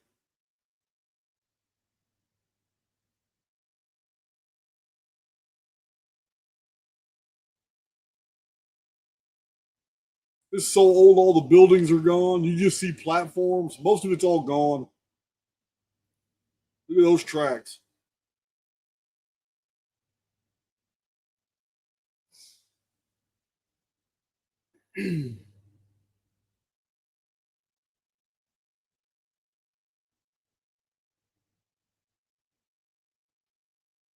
Yeah, man. It's good stuff. Let me go through my file. I got a file. I'm gonna go. Let me find this file because I was telling you about. Oh, I was telling you guys. You know the Murphy's Law, Occam's Razor. Would you guys like to see a list of all the laws? You know, you got Murphy's Law, Occam's Razor. I was telling you guys about Betteridge's Law of Headlines. Um, man, my memory's terrible. My memory's terrible, right? Clark's third law. Are y'all familiar with all the principles and all the laws? It's a really good list. I have the list. What would y'all like to see that? See that? Let me find that real quick.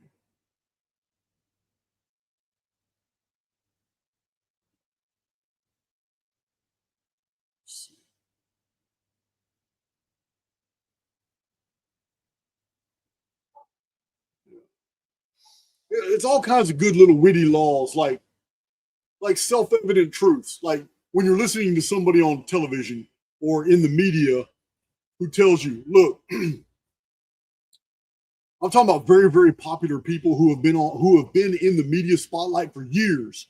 When they stop and they say, "Look, I'm going to be very honest with you. Everything after that, you should tune out.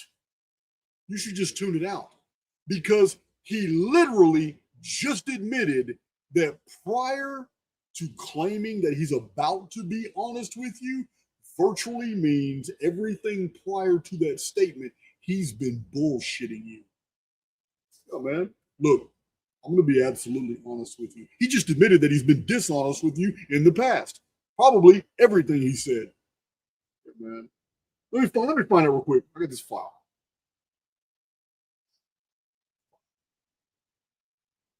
Get through here. Murphy's Law. Boop, there it is. Yeah, my Microsoft Word document's called Murphy's Law, but that's not what it is.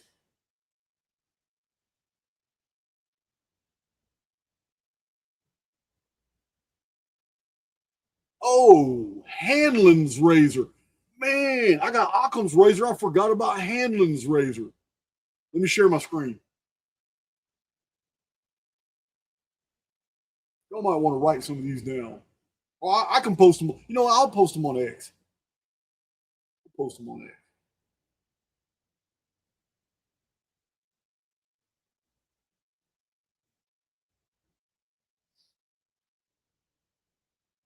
All right. Let me widen this out a little bit. Hanlon's razor. Never attribute to malice that which is adequately explained by stupidity. Hanlon's razor. Yeah, man.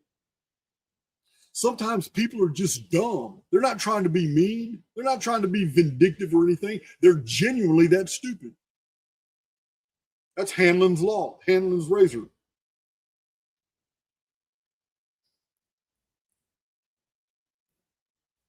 Chesterton's fence. This is a principle. Don't tear down a fence or tradition until you understand why it was put up. That's some pretty good wisdom. That's some pretty good wisdom. Don't tear down a concept until you understand why it was in place. That leads into Chesterton's fence is literally telling you, do not open Pandora's box. Don't tear down a fence until you understand why it was put up. So I wrestle with this a lot, and you guys know it because I'm very vocal about it. But sometimes I think that there are things that our controllers do that are to our benefit, but we get pissed. Like, damn, man, you're going to tell us to do this. And sometimes I wonder, man. Sometimes I'm left with the idea that we have hidden benefactors, and that some of the statutes or laws that we can't stand because we feel they curb our freedoms, if we were to really analyze the whole situation, man, it's only to our benefit that we actually refrain from those activities. So, yeah, man, I mean, the world is inverted. We live in the photo negative of a real reality. Everything's the opposite here. I want to be pissed that the Chili's franchise, I believe, is now selling fake meat. I've been going to Chili's for years. I used to love their steaks. I used to love their ribeyes. They're tasteless to me now. There's something changed at Chili's. I don't go to Chili's. You haven't heard me talk about Chili's in a month and a half. I do not go back. I don't go. There's no reason for me to go anymore. Yeah, it's too many times I ordered that steak and it just was not right. I even tried the sirloin. I said, no, man, no. So I try to start just eating the ribs. I'll get a half a rack of ribs. I'm like, man, so what if it's got a bone? Man, there's something wrong with this meat. It's not resonating with me anymore. So I pay more money to buy more expensive meats at more expensive restaurants that have, and I'm starting to feel it there too. It's like, damn, man, no way, man. Saltgrass Steakhouse, I've been coming here too. But normally I don't because everything's double the price that you would get at other restaurants. I'm like, damn, man, even Saltgrass, the meat's not good. So I go to the butcher shop.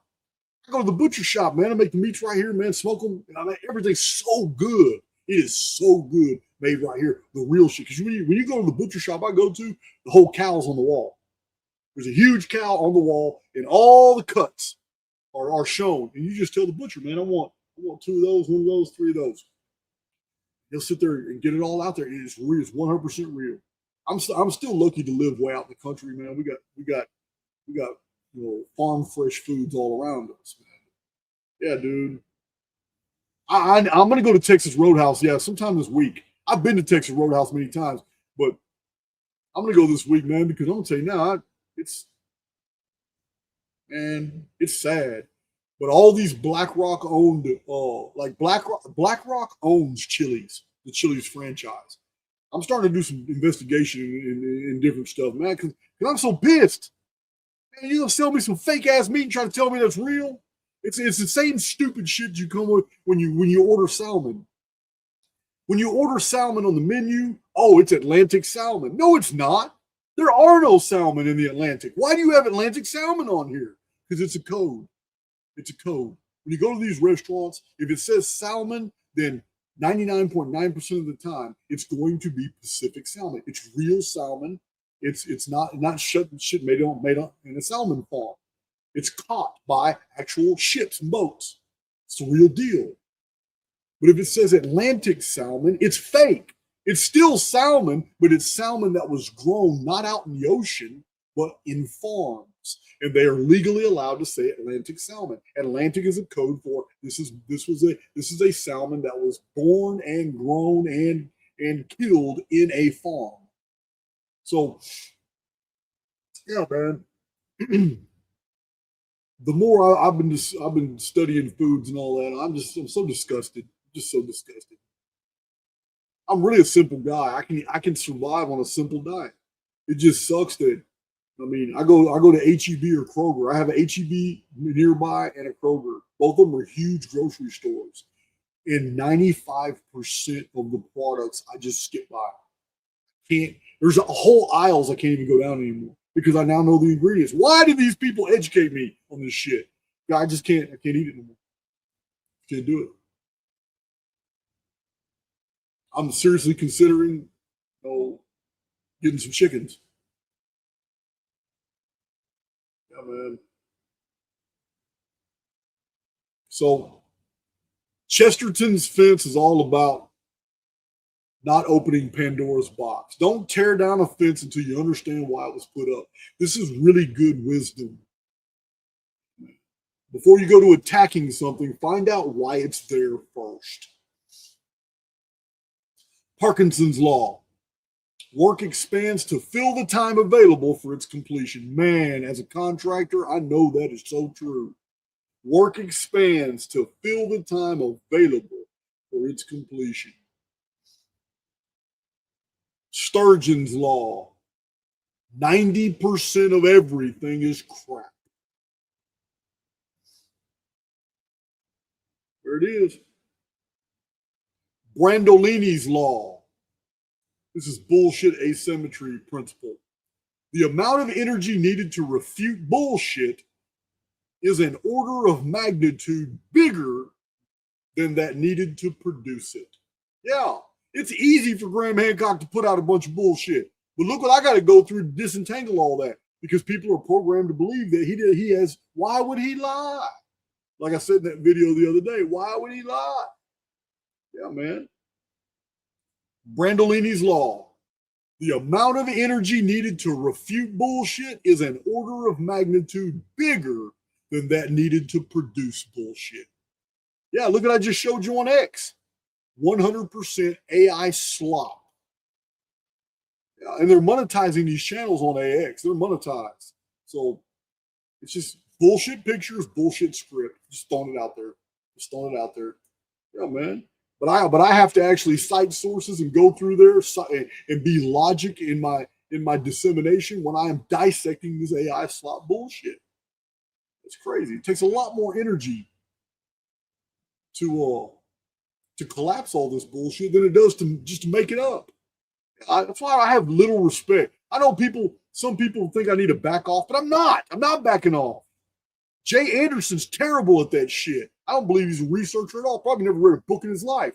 But he's online pulling information from every source in the world, not citing who he's getting it from, and presenting it as if he is the man and he knows all this shit. He just woke up one morning and knew all this shit about Easter Island.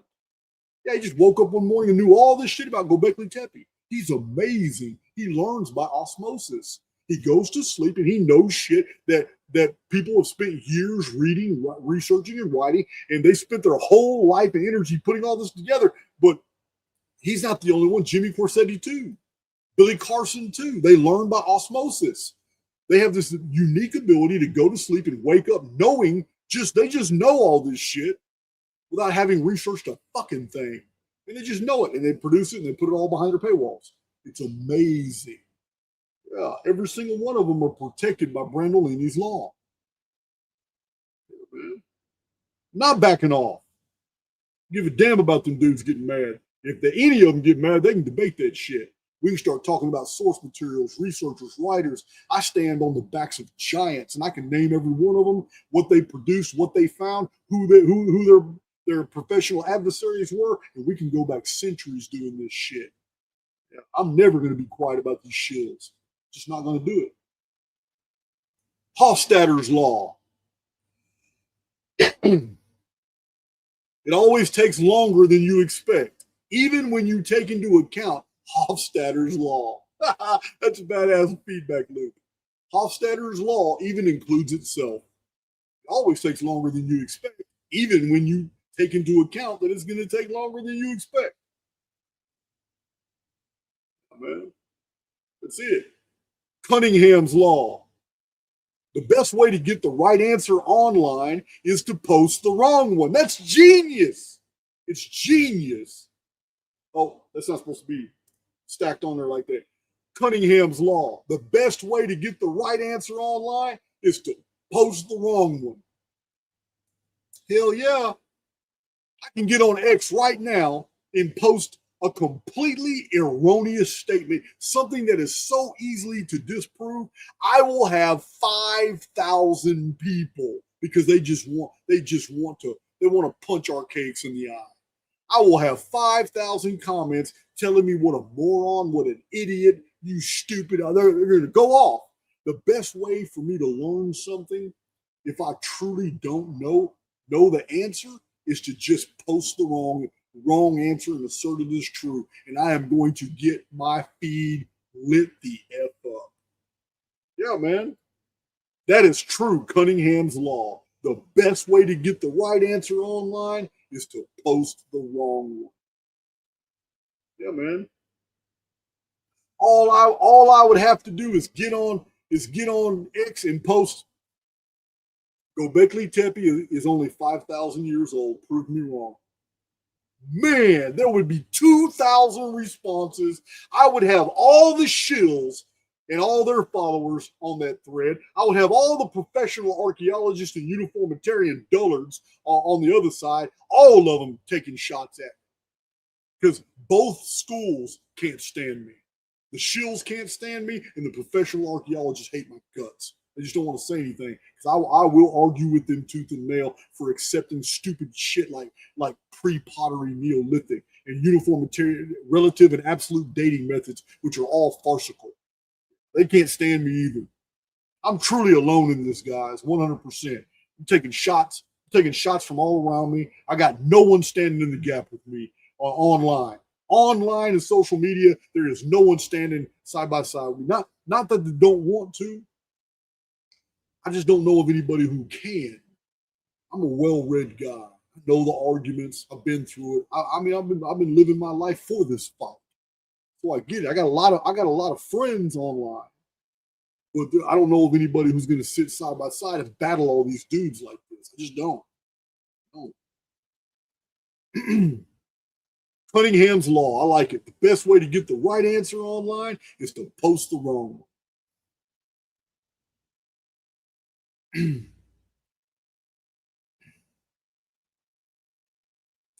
Dunning-Kruger effect. People with low ability at a task overestimate their competence. Experts underestimate theirs. Billy Carson, 100% alpha Dunning-Kruger. When I triggered that man, he came back, and his defense against all my attacks, his defense was, I'm a 140. I don't care. I don't give a damn what he says. I don't have to debate him. I'm a 140. Yeah, I don't give a damn about what he says about the Anunnaki and the Shar count and the day count system. I don't care about all that. I'm a 140. That was his defense. Absolutely moronic. He went straight back to high school. He quit being the professional tailored Billy Carson of forbidden knowledge, and Jason triggered him to the fact he went right back to high school. William Tyrone Carlson.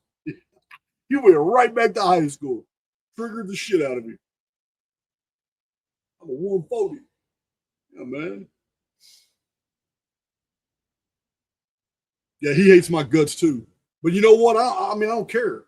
I don't care. I spent a lot of time trying to educate him back when he was almost a nobody, and he was on Facebook, and he had 20-something Anunnaki groups, and this is where he got his education.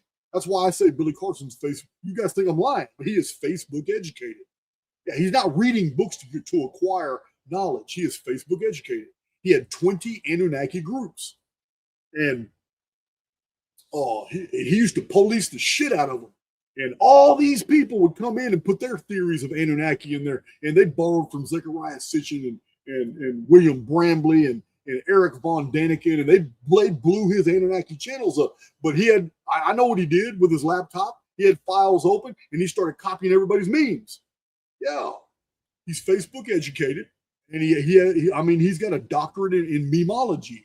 All his information comes from memes. So it's all. He did that. He did that. And I used to correct him. I used to post badass. I still have them today. I still have every single one of those posts today. I have them in files. But I used to correct him on the show account and show him, look, man, even historians and archaeologists know that the Kish dynasty, man, started 2101 BC. And yet it says right here, 35,000 shars after the flood, the Kish dynasty started. Well, the Great Flood wasn't in 37,000 BC. If archaeologists even understood that 35,000 shars was 108 solar years, then how can you not understand that the Sumerian king list is not 241,200 years? It's 241,200 days. Turnings of the stars. A shar is a day, not a year. Remember that song? Yeah, man. Remember Billy Carson looking all shocked in the song? I ought to play that song. That song needs to be my outro. We're going to dedicate the outro to William Tyrone Carlson. 140. Betteridge's Law of Headlines. Anyway, he blocked me from all those groups. I was unknown back then. I was unknown. I was posting as me, Jason Bushears. Yeah, man, I was unknown. But he blocked me from all of it because my information was exposing his is wrong. And I was genuinely trying to give him reach. You know how many people, like the physicist, Dr. Barry Warmkessel, gave him all my Phoenix data. I offered him all my Phoenix data. I showed him and told him, hey, man, these two cycles that you found a 3,312 year cycle and a 4,968 year cycle, and you're calling this object that's in this cycle with this parabolic, badass, elongated orbit, you're calling it Vulcan. I says, dude, you're right. You're on the precipice of discovering something amazing. I can show what you have proven in astronomy from all these astronomical records. I can show you in the historical record. I have chronologies and chronographical markers. I can show you all this. It's a 138-year patterning. The two cycles you found of Vulcan was anciently called Phoenix. I can provide you all the traditions on Phoenix, everything you need to know. But those two cycles that you found, 3,312 and 4,968, are both divisible by 138. And there's a reason for that. Because there's an epicycle that you're missing that connects those two cycles. Dude didn't want to have anything to do with me because I was a convicted felon. He didn't want anything to do with me, didn't want my research. And now look, nobody's going to Dr. Barry Warmkessel's website. Nobody cares what the man says. He's still small, unlistened to, and insignificant. And here's Jason of Archaics. Huge platform I'm listening to in over 40 countries worldwide. I'm streamed in multiple platforms. Nothing. He's got nothing. He turned down all my research. Billy Carson did the same thing. Instead of taking my information and making forbidden knowledge an unbreakable engine of knowledge dissemination, he could have took my information. I couldn't have stopped him. He could have took all my information and just ran with it. Instead, block until oh shit. There I go. Hold on. Can y'all still hear me? Did I default back to my laptop? Is my laptop on?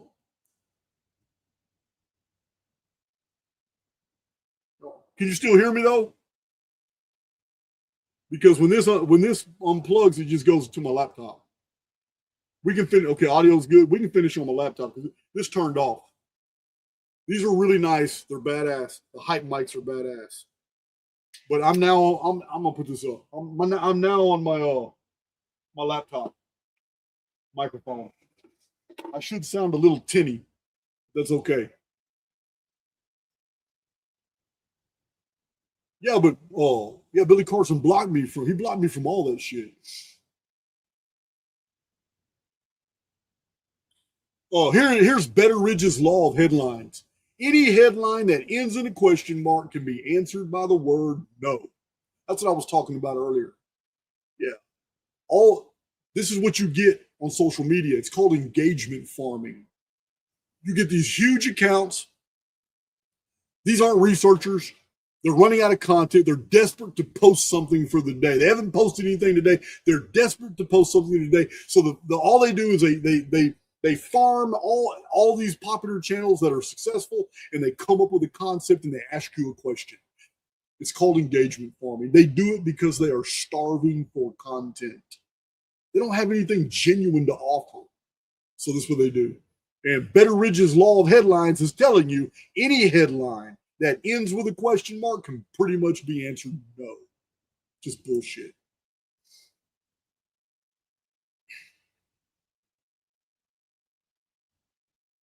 Clarke's third law. Any sufficiently advanced technology is indistinguishable from magic. If you don't know what Clarke's third law is really telling you, you need to read Liber Chaos. If you don't understand that our physics is literally blurring into the realm of magic today, what we're doing with technology is it's blurring over into the realm of magic. And when you study occult systems of magic, it's just written in quantum camouflage.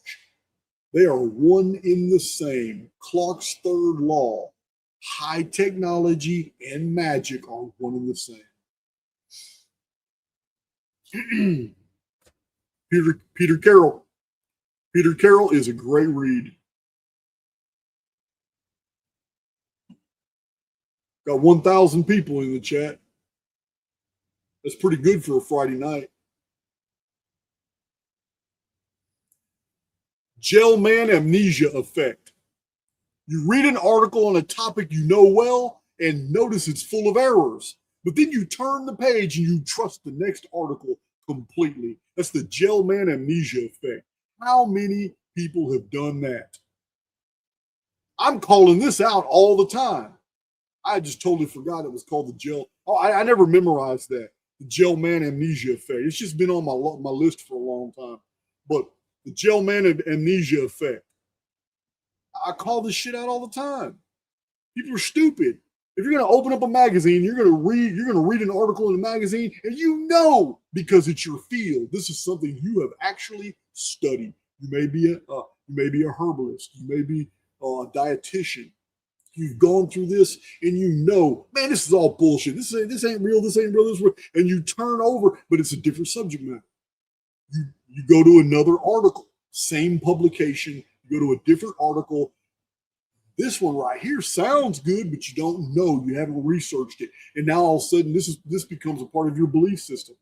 What did I just describe for you? Gaia. Perfectly described for. Let's mix facts and fiction. It's crazy. Dilbert principle. The most ineffective workers are systematically moved to management. Dude, that's politics.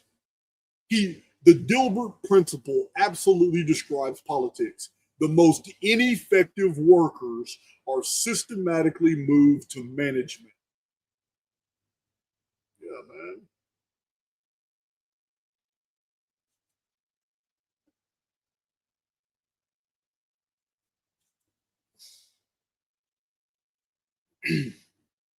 Murphy's Law. Anything that can go wrong will go wrong. Oh, man, you already know that.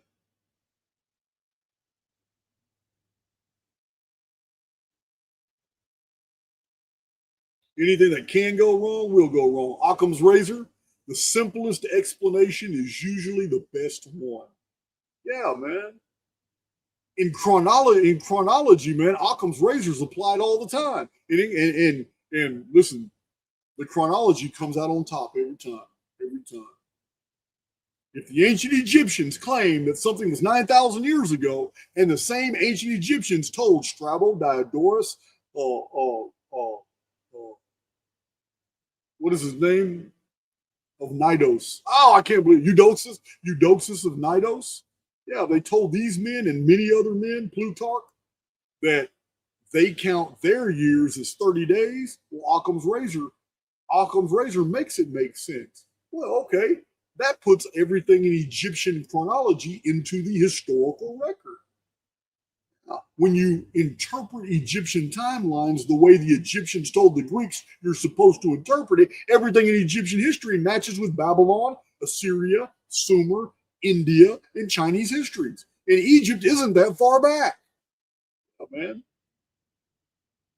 In media, Occam's razor says the simplest explanation is usually correct. You see, too bad they prefer the one that requires 6 conspiracy theories and a guest expert with a book to sell. That's just being facetious. Yeah, man, that's the list. That is the list. Yeah, man. So I have a whole list of videos in preparation. I didn't even know I was going to do this video. This video was incomplete. I'm fidgeting because I laid out a plan. I went to execute that plan. I got 2 other people involved, and this and instead of taking 30 days, it took 2 weeks. But it's some amazing things I'm going to telling you guys after these things are actually executed. But yeah, it's just crazy. So I just wanted to go ahead and come back and do a live video because I only said I was taking a month off because I thought more effort was going to be required, more time. But yeah, man, I just don't know. So such a very enlightening time for me right now. 2 hours and 25 minutes. It's awesome. So tomorrow is Saturday, I believe. I got things I got to do, but on Sunday, I'm hoping those of you in the cipher are paying attention. Those of you in cipher, I think we're gonna go spend about 3 hours talking about some deep shit on Sunday in the cipher group because we missed Thursday.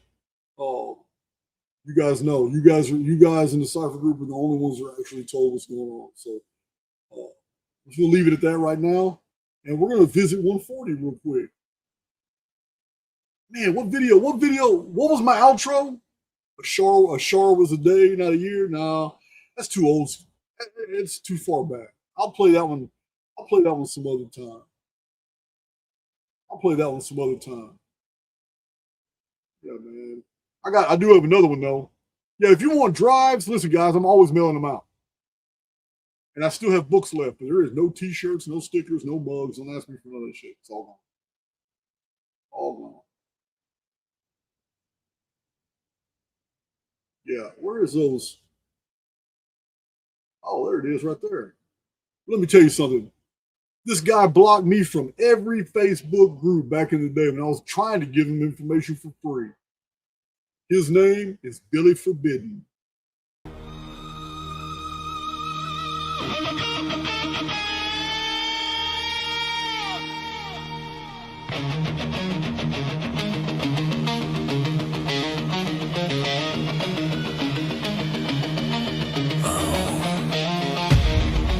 Billy Carson, hiding behind the emerald lights, forbidden knowledge, but that truth collides. RKX napalm, burning through the night.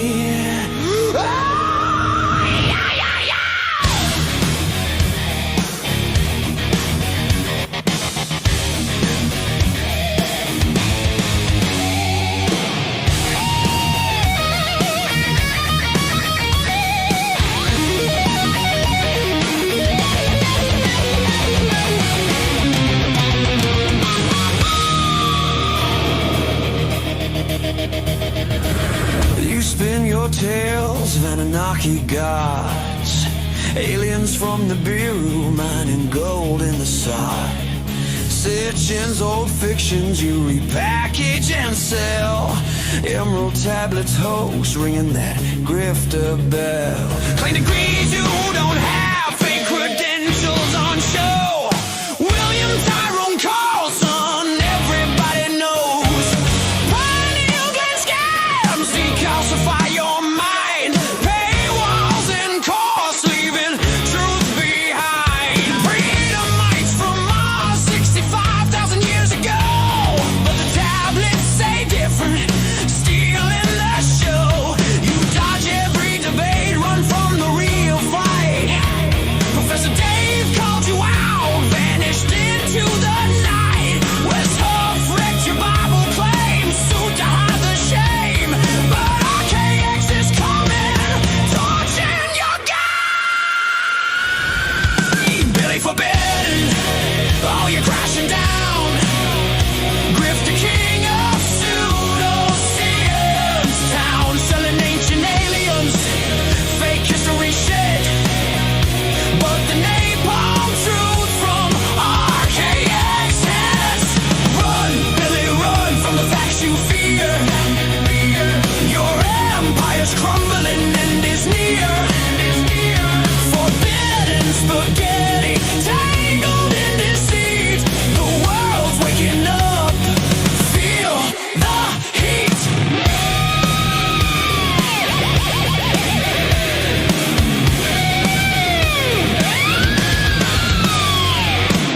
Joe Rogan's couch, you sat and spun your yarn. Terrence Howard vibes, but you're sounding the alarm. Overpriced Egypt tours, non-refundable pain. Florida DA called you out. Predatory game. Handbags and star maps, misreading the seals. VA 243 nonsense, no solar system reveals. Manifest destiny channels, quantum mind so fake. With Howard on stage, what a mistake. Sumerian kings live forever, you say with a grin. But RKX data proves you can't win. You get so forbidden when the scholars unwind, losing your matrix, leaving facts behind. Call out the frauds from Sitchin to you. RKX is rising, exposing the crowd. Billy Forbidden, oh, you're crashing down. Grifter king of pseudo-science town, selling ancient aliens, fake history shit. But the napalm truth from RKX heads. Run, Billy, run from the facts you fear. Your empire's crumbling and is near. Forbidden spaghetti, tangled in deceit. The world's waking up, feel the heat.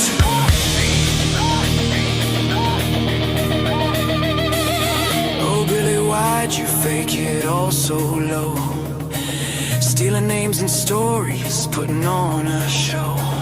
From the pyramids' depths to Antarctic lies, your hidden chamber's empty, no surprise. RKX roars with chronologic fire, burning your bridges, taking it higher. No more hiding in your forbidden veil. The simulation's breaking, your tales fail.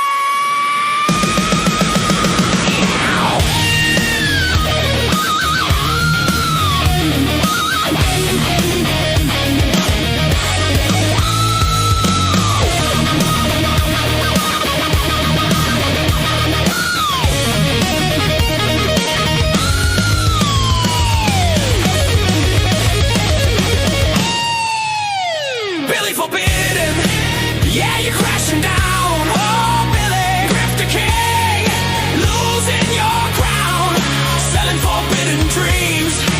But the truth is clear, RKX napalm, year after year.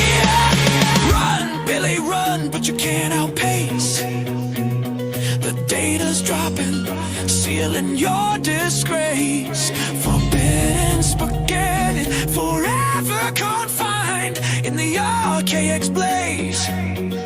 You're left behind.